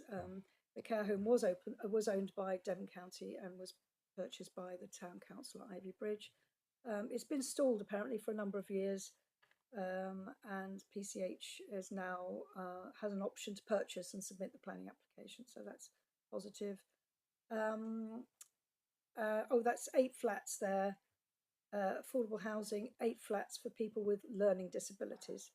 And there is, I believe, an open event. Victor will know more about this next week in Ivybridge for the community to view those plans and provide comments to PCH prior to the planning application. I think there's also quite a lot of affordable housing going up in Sherford, as I understand it, which is also said to be PCH. 117 affordable homes, a lot of them social rent, and that is on the fringe, obviously, of our area, but it's a lot of affordable homes going up. So there's a lot of activity happening there. So that's really it from me. Thank you, Denise. Nikki. Thank you for that. I think the housing updates are really interesting when Councillor Callaghan delivers them. Just a couple of things. We now have 2 new MPs, not 1. Sorry. We tend to forget the South West Devon Yes, MP, apologies. Rebecca Smith, and I would welcome them being invited to speak with this council at the earliest opportunity, because, like you say, they'll be called in all directions. But I think, you know, I'm interested in the South Hams, and this is where we want them. And I think if we could get someone from Angela Rayner's department down here, that would be a real bonus, because South Hams, although sadly it is our second priority, is still very, very much a real problem within the South Hams. So thank you for that. Can you just, sorry, I did lose Kat. I'd find it really useful, because you were saying about houses being built here and planning permission. If when you give your report and you tell us that, if you could just see at the end how many have just been given planning permission, how many are in the middle of being built, and how many actually have moved into, so we could have a running total throughout the year. I don't need it now, but I would find that really useful. So do you want a bit more information from Izzy Blake? Only if it's to hand. Oh, there she is, as if by magic. Yes. I think what you say there, Nick, is really, you know, it's good for us to know these are the ones that have been built, these are the ones that have got planning permission, these are coming, you know, etc. Yeah. The 117 properties that Councillor O'Callaghan mentioned at Sherford, they're over the next 2 years. They are in addition to what we achieved over under the Section 106 agreement. So that's on top of what we were expecting. But are they in Plymouth or the South Hams? South Hams. But they are being, and they've been acquired by PCH, which used to be Plymouth Community Homes, but they're all over the South Hams now as well. So that will be over the next 2 years, an additional 117. The properties at Clay Park in Totnes, they'll be for 27 properties. The start on site is August. The flats at Westville, Councillor O'Callaghan was talking about for temporary accommodation, they'll be ready from the autumn. And the Parkers Way, Totnes, the Live West regeneration scheme, that's for 35 units, and the start on site is in the autumn as well, with the demolition with the start straight after. Ivybridge Town Council, in their partnership with PCH, that's not yet, that's subject to planning. They are seeking to deliver up to 25 properties, with 8 of those flats for learning disabilities. And the first part of that will be the community consultation next week. Thank you. Jackie. I'm sure this must be on a spreadsheet somewhere that kind of shows what the list and those various categories that have been described between you, which are really helpful. Is it possible to just have, like, as a snapshot every now and then, just an update? Because I think that's something that we can then remember, because otherwise, you know, it's great to hear it obviously verbally, but also then to have just a little spreadsheet section that just gives us that update would be really useful to. Andy just wished me perhaps if we could put it in the minutes to Denise's updates, verbal updates, if there's that spreadsheet, just a 1 page. So that would be really useful, because, you know, it's good to know how we're doing, and you know, we want to say this is what we've achieved. I mean, Mr. Grocott, I mean, that presumably that's what he wants to hear, doesn't he? He wants to see that. Poor Darryl scribbling away. Chairman, just on the back of that, that's what we don't do in this council. We don't tell people enough what we're doing. That is really positive information that impacts on our residents in a positive way, and we should be making really good play on that. I'd like to say political play, but I'm not going to say that for obvious reasons. But we should be making really good play on these figures because they are all positive figures. Yeah, I think probably when we're talking about the communications is that we at some stage we need to do some kind of look, this is what we've achieved and this is what we hope to achieve within housing in a sort of concentrated plan. Well, not a plan, but just a presentation so to the press so that they get it. Right. Thank you, Denise, and thank you, Izzy. Thank you for everything that you do, both of you. I mean, it's I really feel that we're beginning to make some progress there because it's incredibly difficult. I mean, it takes time, but hopefully, once we get all these other schemes coming forward, then we'll have a real sort of conveyor belt of good schemes. Bernard. Yeah, I just wanted to say a big thank you really to Denise and the team for getting the St Anne's Chapel up and running after a long delay, and I think that should be minuted somewhere to say thank you to them. Well, thank you, Bernard, and also there should be a massive thank you to you. I hear that you were camping out there, checking that the developer was there pretty much every day, checking up on them, just keeping them at it. So thank you as well. That was really, that was a local ward member on the case, doing exactly what I think your communities want you to do. So thank you. Yeah, the foreman was sharing his sandwich. Was he? Okay, all right.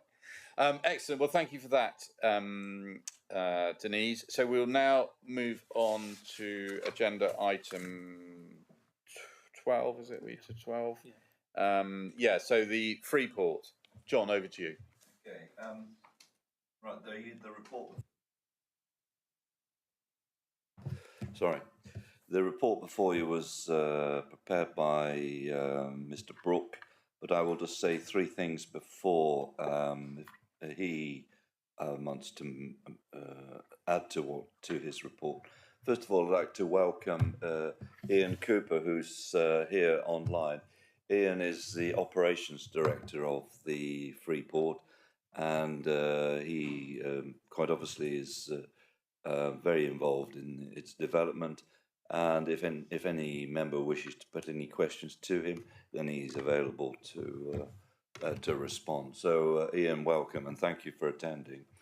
Secondly, on the report 2.2, this is the reference to the Audit and Governance Committee possibly reinstating its task and finish group to look at the progress in respect of the second 17 recommendations that came out of the task and finish group.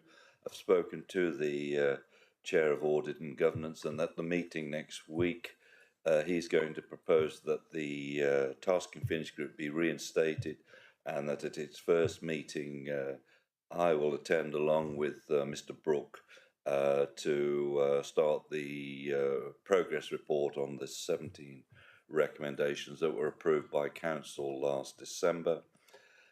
And finally, at the end of the report, there is a report from the Head of Economic Development. I asked for this report to be added as an appendix to the main report. This report sets out how our council's officers are very much involved in the process of selecting or inviting businesses to come to the Freeport. So the report itself sets out how we as a council are involved in that process. So it's very much just an example of our participation and involvement in the Freeport. So I don't know whether Mr. Brooke wants to add to his report, and then more than happy to answer any questions. Thank you, John. Chris, do you want to say anything? No, actually, I'm fine at this time. Thank you, Leader. Okay. Nikki. Thank you, Chair. this update we've had today, I think, is the best one we've had for a long time. It really seems the Freeport is gathering pace and momentum now, even down to an investment from some space money. So I think it's brilliant, and I'm just read 1.1 of the exact summary. The Freeport has been highlighted and recognised by the peer review team as a successful economic development programme to be proud of. So thank goodness we continued with it. I'm really pleased that we continued with it, and thank you, Councillor Birch, for becoming very on board with the Freeport from your first initial thoughts, which were to be very against it. The other question is, with a change of government, will this have any effect? I can answer that in two parts. First of all, as the report makes reference to a House of Commons select committee, all-party select committee, that looked into the Freeports, and I think with the exception of Teesside, the general view is that that they are as far as economic development and investment is concerned, then they're on track as such. And my understanding is that the Freeports will have the support of the new government. Certainly the leader of Plymouth City Council and is very much in support of the Freeport and is very enthusiastic about it. So I see no reason why there should be any about turn or restrictions. So I'm quite obviously, I don't know what the plan is, but all the signs are that there will be continuing support for the Freeports by the government. Thank you. John? In section 3.2 in the report, section 3.2 in the report, it talks about net zero, and I just wondered whether, given the deregulation or the removal of the restriction in the National Planning Policy Framework about wind turbines, that whether there's any plans to include wind turbines on the Langage site, because it seems to be ideally suited for that. I wonder if we could ask Ian if he'd like to make a contribution and answer that. Ian, are you available to answer that question? Yeah, thanks, Councillor Birch. Afternoon, everyone. So at present, there's not been any mention of any landowners, developers wishing to situate turbines at Langage. The government is new, obviously, and we'll look at the detail around what they've set out in their manifesto and the recent King's speech. As with anything, any development that is situated on that land would need to go due process with regards to planning. But at this stage, I'm not aware of any such project being considered, but not wanting to say never. A supplementary, which is, I mean, the Freeport company, can it or does it consider providing sort of net zero green energy to its customers as they come in? In which case, could it not actually be looking at wind turbines on the sites in order to deliver green energy to the businesses that you're looking for? So the company itself isn't a landowner. We act on behalf of the local authority partnership, of which South Hams is one of three alongside Devon and Plymouth. And it's for the landowners to obviously work with us to provide net zero solutions. So at Langage, we have Langage Energy Park Limited, who are a subsidiary of Carlton Power. As you know, they're developing the Langage Green Hydrogen Hub. They've also got solar panels situated on the land. And of course, part of their ongoing kind of review of their net zero credentials and green energy production is to look at opportunities, and whether that's expanding solar or batteries or turbines, you know, it's all under consideration, but there's no firm plans, as I say, that I'm aware of with regards to turbines at this moment in time. Jackie, did you want to? Thank you. Yeah, but regarding 1.5 on the report about the 150 million investment for free ports announced in the autumn statement. Obviously, we've got a new government, so I just wonder whether that's going to be honoured by the new government. As I understand it, there's not going to be any further free ports. And secondly, it's how much is coming to the South Devon free port, because that's obviously for all of them that we have at the moment. And is that money going to new businesses coming into the free port in South Devon, or is it being paid to existing ones? Because my understanding always was that this was about attracting new investment inward, not support, not expanding those who already have money. And because I'm aware that Babcock have, for example, have received further grant funding, and they're within the free port. So I'd like answers to those questions, if I may, please. Could I ask Ian? Ian, would you mind answering that question? Yeah, sure. I think what Councillor Hodgson's referring to is the Investment Opportunity Fund, which was laid out by the previous government, £150 fund for free ports and investment zones to bid into. We've not heard any clarity around that from the new government thus far. As I said earlier, it's early days with the government. What they have done in their manifesto, though, is mentioned a wealth fund that's particularly looking at infrastructure and investment in ports. Off the top of my head, I forget the precise figure of that fund, but it's a national fund in the order of billions, not millions, and there's some money attached to that for port infrastructure and investment and the hinterland that is situated around ports. So we're going to keep a close eye on that and work with colleagues at central government to understand what funding opportunities are available. And to go on to the second point with regards to businesses that will be supported, it's entirely up to how a funding bid is submitted and the framework around that funding bid, the requirements, etc. But the Freeport is looking to support foreign direct investment. Of course, it is looking to increase inward investment from overseas to increase UK productivity. But we're also really keen to support UK-based businesses, both local, regional and national. But the Freeport is all about additionality. So it's the growth element to it. So what we're not looking to achieve is displacing any activity from existing areas. But what we are looking to do is, where appropriate, supporting businesses to grow and to add value to the UK economy. And in those areas of growth, we're looking to support UK businesses as much as we are foreign businesses. If I could just ask a further question. At the meeting that I attended, which was chaired by South Ham Society, which Richard May attended and answered questions, one of the comments he made was that you would be seeking for deregulation to smooth the process and make business more easy to achieve.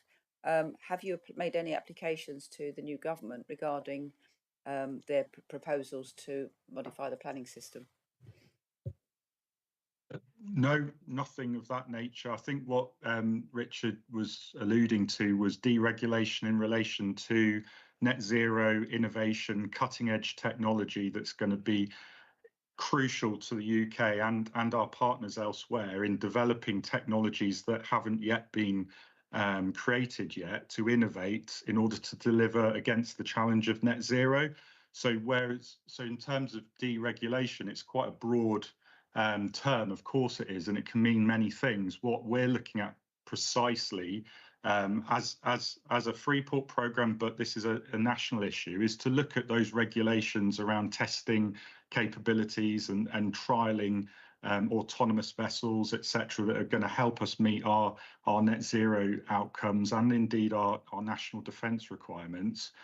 And looking where those regulations are appropriate, and also crucially where they need to be upgraded, developed, amended to reflect the 21st century economy that we're now moving into. So that, I think, is what Mr. May was alluding to with colleagues at the South Ham Society. Thank you. Thank you. Any more questions? I have got just a couple of questions about agenda item 4, or to the 4, financial information, and that's around the 3.5 million that we might invest. And there we see the borrowing costs are anticipated to be 286,000 per annum. This is based on 3.5 at 4.5 over the remaining years of the Freeport. So when you say over the remaining years of the Freeport, when is that to? 25 years. So it's 25 years. This the 25 years is the project time for the Freeport. Okay, so yeah, Lisa, do you want to come? Yeah, no, thanks for that, John. That's probably Yes, thank you. So, as Councillor Birch said, the Freeport is 25 years, but obviously part of that has already started. So I've actually modelled that over 22 years. So in terms of when we expect to be borrowing, there would be 22 years remaining. And that's and when you say the borrowing costs, that includes the capital repayment. Yes, that's right. That includes okay, the lovely, principal, the MRP. Yeah, thank you. Any other questions? No, thank you. I mean, all I would say is that, there's a lot of jam tomorrow in this report. So, let's hopefully in the next year or so that we actually see something coming out of it. All right, lovely. Possibly cream as well. So can I just thank Ian for attending? Yeah, thank you, Ian. That's really helpful. And I mean, obviously, we have I think it's quarterly, we have reports of the Freeport update. So you're more than welcome to come and join any of those just to listen in or indeed to be able to answer questions because it's very much appreciated. Jackie? I just did a little quick sum on the 25 times 286,000 per year over the 25 years. It comes up at 7,150,000. Just multiplying 286 per annum times 25.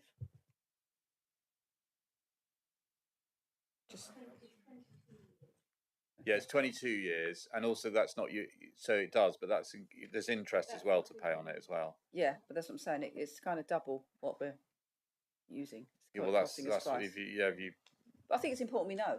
No, absolutely. Well, I mean, those figures are there, but I mean, I just think that I mean, if you want to get the detail on that and the cash flow on it, then I'm sure Lisa can provide that. Okay, thank you. Right, thank you very much, John. We just noting that, which is note that update. So we don't need to vote on that or anything. Noted. Agenda item 13: sports projects in Ivybridge. Victor. Well, this is a good news story, and there's been much building in Ivybridge, a town with historic origins, a singular industry which underpinned the town for many years, a lovely river, and a modern, vibrant business and shopping economy. The change through increased housing affects residents by the pressure on infrastructure, roads, schools and doctors. I am so pleased that in the area we have influence, SHDC, we have been able to discuss with locals and their sporting interest bodies to allocate funds available as a consequence of the town's expansion. Of course, the work has been undertaken by our colleague, Alexis, and you'll see quite large sums through this paper, and they reflect how much housing has gone on in the town. I have an AA handbook from 1955, and it mentions the population as being about 3,500, and we're about 13,000 now. So this is a town which has changed a lot, and this will go some way to supporting the residents. Thank you, Victor. Alexis, did you want to add anything to that? Not at the moment, but I'm happy. If there's any questions that come up, yeah, no, great. Dan. It's not a question, but it's an observation that I have to put on public record because I am the ward member. It is a disappointment to me in a good news story that some of the money is coming from my ward and hasn't gone back into my ward. I'm sorry if that sounds parochial, but £5,000 in Yampton would have been very useful for the sports club, and I would just ask that in future officers are a little bit more mindful of trying to keep money within wards because although I don't begrudge Ivybridge a penny of the money they're getting, it is an important town in the South Hams. It is important that it has premier sporting facilities. It would be remiss of me not to make the observation. If you're looking for the information, leader, you will find it on page, well, it's at the end of the report. I'm not sure what page it is on, actually I can't see it on my screen, but it is the first line of where the money's coming from. It's in Appendix 1, and I'm not making a big deal out of it. You know, I know it. You know, it was a genuine error or missed opportunity. But had I been asked, and had Councillor Eady been asked, I know we would have made a bid for that relatively small amount of money in our ward. But I don't want to detract from what is otherwise, as you say, Councillor Abbott, a very good news story. Just on that, Alexis, how come 106 money that was obviously for a project in the Yelmpton ward ended up in Ivybridge?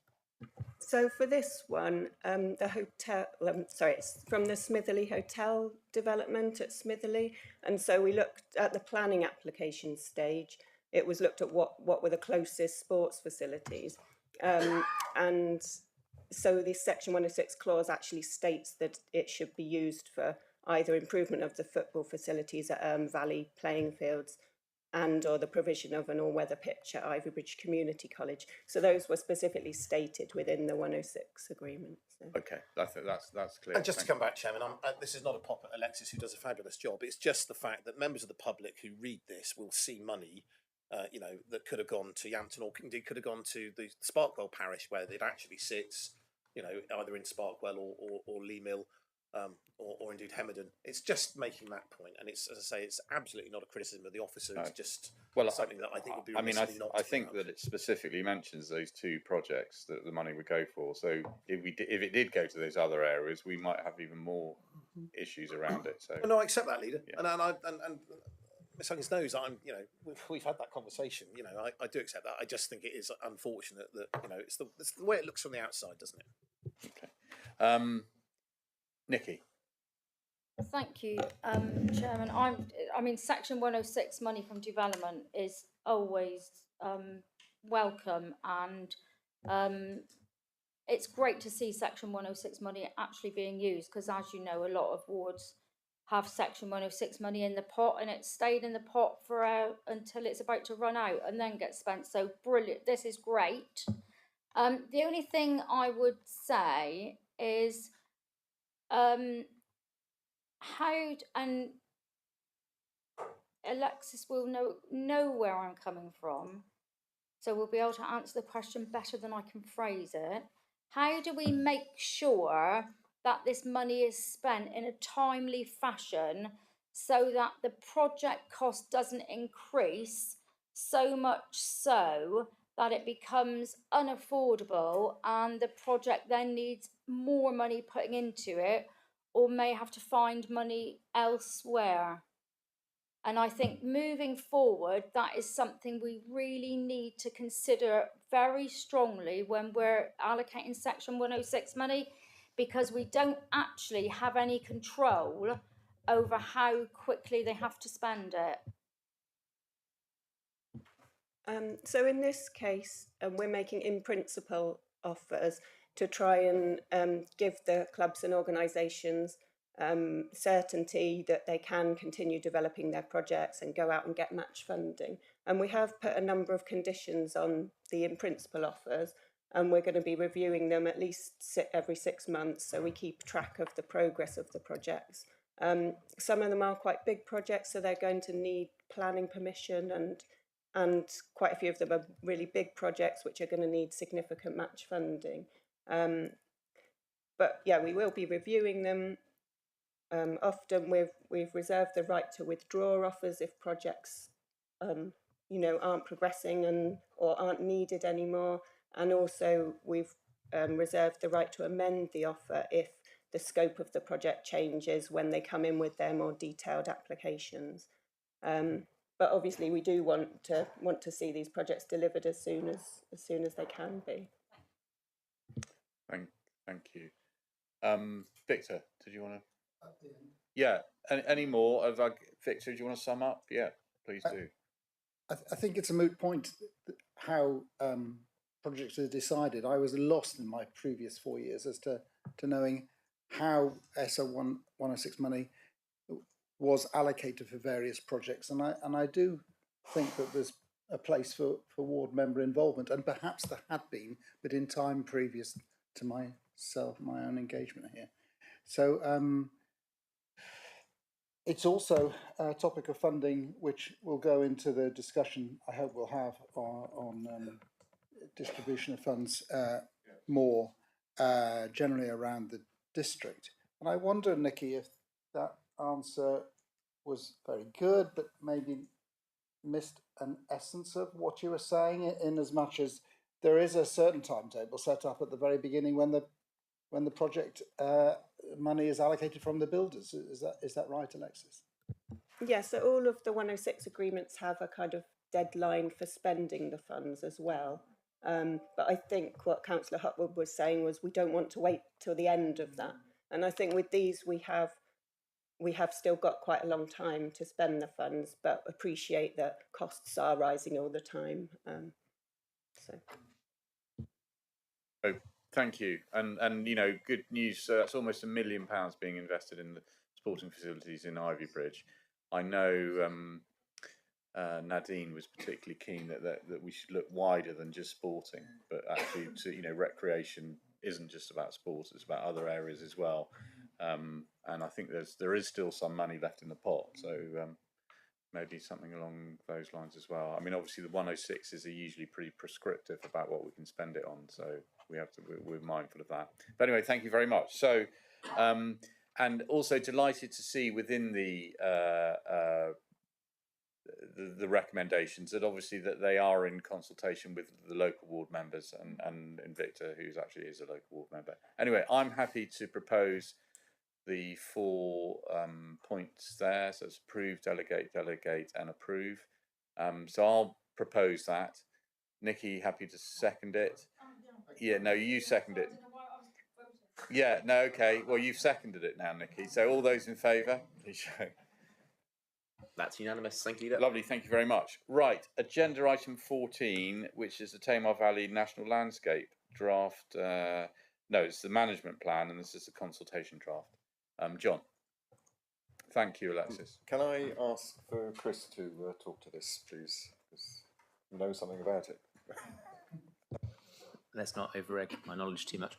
I think Rob Skill is available too if it gets really complicated. But in essence, there's an obligation for National Landscapes to have a management plan. There was a review by government which meant that the previous one got extended by a year. So now they're looking to work up, consult, and then adopt a new management plan for the next 4 years. It's the priorities of it, which is going to go out for consultation. It's in there on page 7. So it's nature first, climate adaptation, and place makes people. So I won't read it to you all, but it's in there if anyone's interested. The report essentially asks this authority to approve the going out for consultation on it and asks us to make a response to it, which I can do on, and I'll do in consultation, of course, with portfolio holders and anyone else that has a view. And then I hope, well, then hopefully that consultation will be reflected in the final version of the management plan, which would then come back to this committee for adoption. So that's it in a nutshell. Can I ask you to explain to members why we are involved in the Tamar Valley National Landscape? That's a good question. Geographically, we are, is it essentially the answer. We're not particularly, there's not a large proportion of it that is in our area, but a small part of it is, and that's why. Right, so I mean, I think this paper is more, it's going out to consultation, probably the main thing when it comes back, or indeed any issues. Dan? I'm happy to move the recommendations, Jim, on the basis that any other discussion will happen in March. Okay, so it's been moved by Dan. Can I have a seconder for that? John, happy to second it. All those in favour, please show. Lovely, thank you very much. Thank you, Dan. Right, agenda item 15, the B Sands Village Green Advisory Group. So that's me because it's in my patch. I did, obviously, Mr. Johnson asked a question, so I hope I have answered some of the queries that members may have over it. But in essence, I think that the time has come to move on from just a small group on advising just purely about the green, and to look to expand it into a village association that deals with all aspects of the village and not just purely the village green. Because in particular, there are always issues about car parking down at B Sands, and for those of you who know B Sands, you'll know that a lot of the car parking used to be at the front edge of it.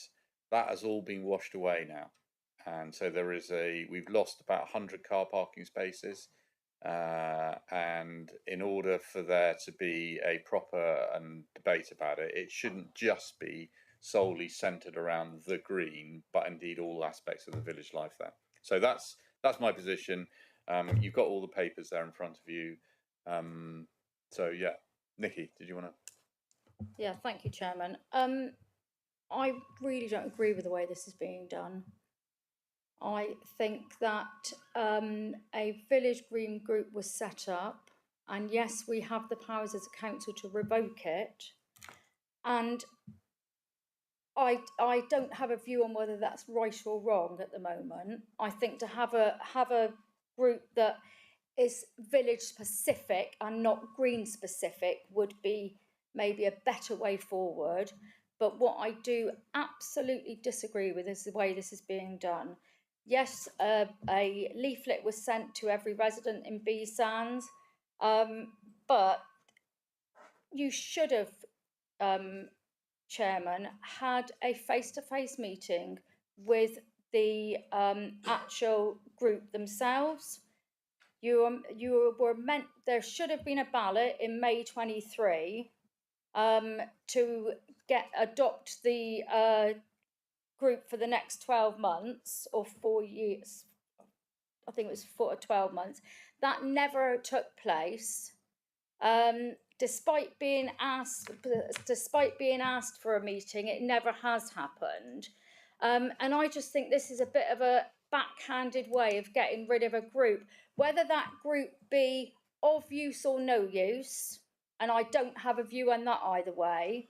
I don't agree with, as a council, because it's the executive makes a decision, so we are representing this council. And I think for complete transparency and for complete, whether we agree or disagree with this group and how they work, but for just good practice, you should bring this group together, meet with them and tell them your intentions and let them come to a decision on it. I know what they're going to say. I think you know what they're going to say. It's pretty obvious that they're not happy. But you could call a meeting with the group and ask other interested individuals in the village if they would like to attend the meeting, because your intentions are to disband this group and then form through the villagers a group that impacts the whole village. So the pub, the car park, the village green. But there are so many things of this that I think were being done wrong. There's the village green itself. Part of it has disappeared, as you say, but I just don't agree the way you're doing it. And I would like to, what would I like to do? I would like to put this on hold. I can't think of the word at the moment. And have a meeting with them and then bring it back to this executive again to revoke this group. But for doing it the way we're doing it, whether, one document you sent through, you said, as a council, we are meant to pride ourselves on the way we consult with our residents. Yes, we have put a letter through doors, but that's really, it's a small village, a typical South Hams small village of local people. A face-to-face meeting is what you need, because that's more personable. It's more what I feel we are about as a council. I don't think this is the way just to have an executive meeting and revoke the group. I don't think is the way this council should work or has ever worked before. And I don't want to see it happening now. So I'll just leave it at that. And then I would like to come back again. Thank you. No, thank you, Nikki. And I suppose, I mean, in a way, you know, because it's my ward and I've been part of that advisory group, it's for me to answer. You're right. If I met the advisory group as was before they were voted back in May, which didn't happen, and there were delays which probably went right. 2 or 3 of them definitely would want to keep it going, but therein lies the problem, because for me it's become a group of people with vested interests in the green who concentrate on purely their interests of what the green does or doesn't represent, and what they feel how it should go forward. The reason why this came about is because I was approached by a number of villagers who were fed up with that. They felt that they were being restricted in what could happen because of this advisory group. You know, we did ask them all. I didn't, albeit not that many responses, but they did come back and they did say that what they wanted to do was to see a wider group created, rather than just as one village green that seemed to set the agenda and work towards that. So look, I'll see what other people think. It's a very parochial issue. My view is that it shouldn't be dealt with in the sense that we have the powers to absolutely within the constitution of the advisory group to get rid of it, but it's an issue that should be discussed at the parish council level, at Stokenham Parish Council, who are meeting tonight as it happens. But I think, you know, the fact that you say yourself, Nikki, that you think that a wider group of people representing the whole village rather than just purely the green might be a way forward, I think it's you know, speaks volumes, really. And that's why I think that it's right to end it, and it's right, and you're right. I mean, in a way, it is. We've got the power to do it. Do you think we should do it, or do you think we should ask everyone? If we go away and we do a referendum, and 50% say we should, and 50% say we don't. But I mean, I just think sometimes you just got to take a decision. I think this is the right decision, and a village green association will be much more representative of the aspirations and hopes of the village. If I can come back, I don't disagree with what you're saying, but what I'm saying is you've taken away people's rights to actually, you know, there's no, because the group wasn't voted back in May, that's constitutionally wrong. So, yeah, so in one hand you're saying, well, actually the Constitution says that we can take it back at any time because that's what it says. But actually also the Constitution says that you must have this meeting and vote these members in, which as the chairman of that group, it was your responsibility to do, and you didn't do it. That could be done now, and it just needs doing properly. And I'm sorry, but maybe as the ward member, you are just a little bit close to it, and I've heard about it for so long, you're really miffed with it now and just want to get rid of it. But that's not how we do things in South Hams. And I would just ask you once again, please, to go through the parish council, or if it's a small village, letter through everybody's door to say, you know, you need to reform this or give this group their next 12 months as per the Constitution. That ask the wider residents to attend the meeting as well, and decide as a group of this group plus the wider residents how they wish to move forward. Not just because you are leader of this council and happen to be the chairman of the group within your ward, that you're using your powers to revoke the group. I think that's wrong. Lee, and then I come to Dan. Yeah, thank you, Chair. Yeah, I appreciate being given the chance to speak on this. I have to say I support what Councillor Hopwood said. I don't know anything about the background, but it just appears to be seemingly, to an outside observer, maybe a little bit heavy-handed, revoking the whole thing.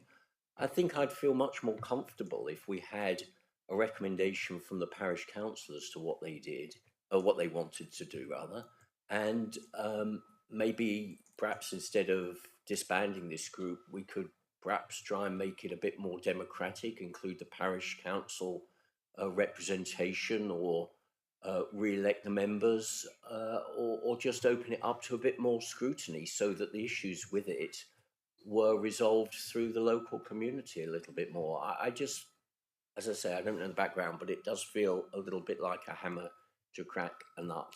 I think it's an important piece of land that needs careful attention and is a valued spot there that needs to be well looked after. Thank you. Thank you. Dan? Well, look, I would have sympathy for what's just been said if it weren't for the fact that what I'm reading is that we're suggesting removing a group that looks at something and replacing it with something that looks at something greater, thus reinforcing the democratic process and enlarging it. I had a conversation with Councillor Hopwood this morning before this meeting about the importance of ward members and about how ward members who do their jobs properly know their wards well. Now, if any member came to this executive and raised a matter cognizant to their ward and asked for a recommendation, I would have to have a really good reason not to support them. Now, the really good reason would be because you are taking democratic power away. To my mind, we are increasing the democratic power in this situation. We are acknowledging that it is important that B Sands has a community voice. It doesn't have a parish council because it's part of a larger parish. So we're acknowledging that importance, but we're saying that just a group that looks at the green is not enough, and we're effectively, through our ability to give them more, we are giving them more through the democratic process. I'm quite comfortable with that. You know, I can't see that anybody who's currently on the advisory group who wants to be part of the larger group would still be able to do that and would still be able to influence what happens to the green, but they would be thinking about it from a more holistic point of view with the community in general. I don't see that as a bad thing. I'm happy to go with the view of the room, but personally I have no problem with what's being proposed. Thanks, Dan. Sam? Thank you. I agree with what Dan's just said there, but that's not within the recommendations to set up a new wider group. If that was there, we'd perhaps be having a different conversation. No, except that I think what it is that they have the opportunity to do it, as we do have a lot of within that parish itself. It already has village associations. It has the Chillington Village Association. The neighbouring parish has the Frogmore Village Association and the Sherford Village Association. So there are lots of examples if that's how they wish to pursue it. Look, if there wasn't an issue with this group, then we wouldn't be where we are now. But there has been an issue, and it's caused tensions within the village. It's caused tensions within the parish council. You'll note that the parish council indeed do have 2 members on it, Lee. Thank you. They already have 2 members on the advisory committee. The fact that they have basically sort of, not gone on strike, but have disengaged from this group, I think speaks volumes for it. And, I think as Dan says, I mean, I know that ward. I mean, I'm very happy for you and Nikki to go along to an advisory group and to go into B Sands and to hear what everyone has to say and then come to your conclusions. I'm pretty sure you'll come to the same conclusions as me. But if you feel that, and I have to say that as leader of the council, I have a special responsibility that I'm not seen to act in a high-handed manner. I'll leave it up to other members of the executive. I mean, I won't vote on this particular issue, I think, as it's been raised. But what I will say, Nikki, it's quite clear to me that you've been briefed by somebody. It's pretty easy to understand who has briefed you. That same person has been briefing the parish council and the MP, as was at the time, to try and get their own way. They've singularly failed there. And they're still not letting it go. Well, I mean, tenacity maybe should be welcome, but my view is that that this is a decision that I think we've come to. The parish council, for whatever reasons, has chosen not to make a representation to this. If we could say we'll delay it, and I can ask for I will certainly be reporting back this evening to them, and they come back with the thing saying, yes, we agree with that recommendation as it is, and that's probably what I should have got before. And then we go ahead because the parish council have spoken, and they are wider. What we need to be careful is that the whole thing this is about is a small clique of people who've decided what they think's best for them and not actually what's best for the village, and that's where the problem is. Chairman, Yeah. I don't disagree with what you're saying. I'm just saying you're going about it the wrong way. So I'm saying to you, I think that you should, I mean, I have been briefed by a person, but he's certainly not influenced me, and he's certainly not told me that he wants a village group set up, which is he doesn't. That's what Of I. course he doesn't, because No, he's not so interested in the village. although I have been briefed by someone, I have come to my own conclusions on this. And Okay, what okay. I am saying is you're going around about it in the wrong way. Okay. Well, look, what I'll do is okay. What I'll say, Sam, did you want to just come in? Sorry, just very quickly. I just don't think as a council we should ever be happy if a report says there has not been any consultation about disbanding the advisory group in that section of consultation engagement strategy. I just don't think that's something we should be aspiring to. Thank you.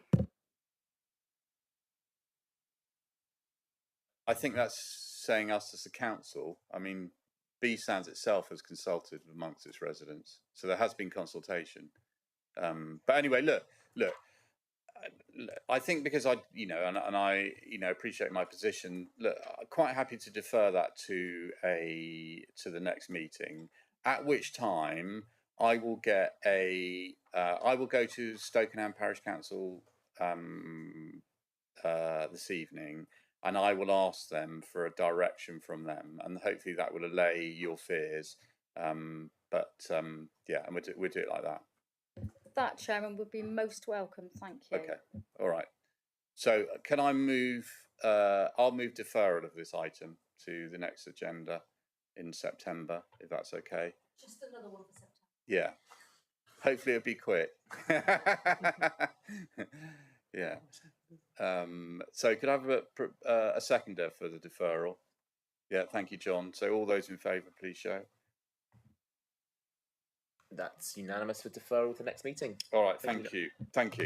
Right.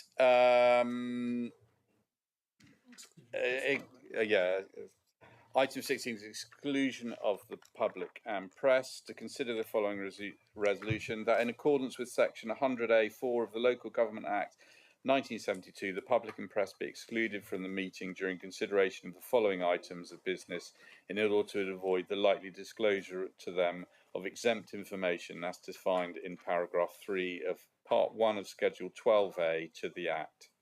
So I'll propose that. Seconder. Thank you, John. All those in favour, please show. That's unanimous for part 2.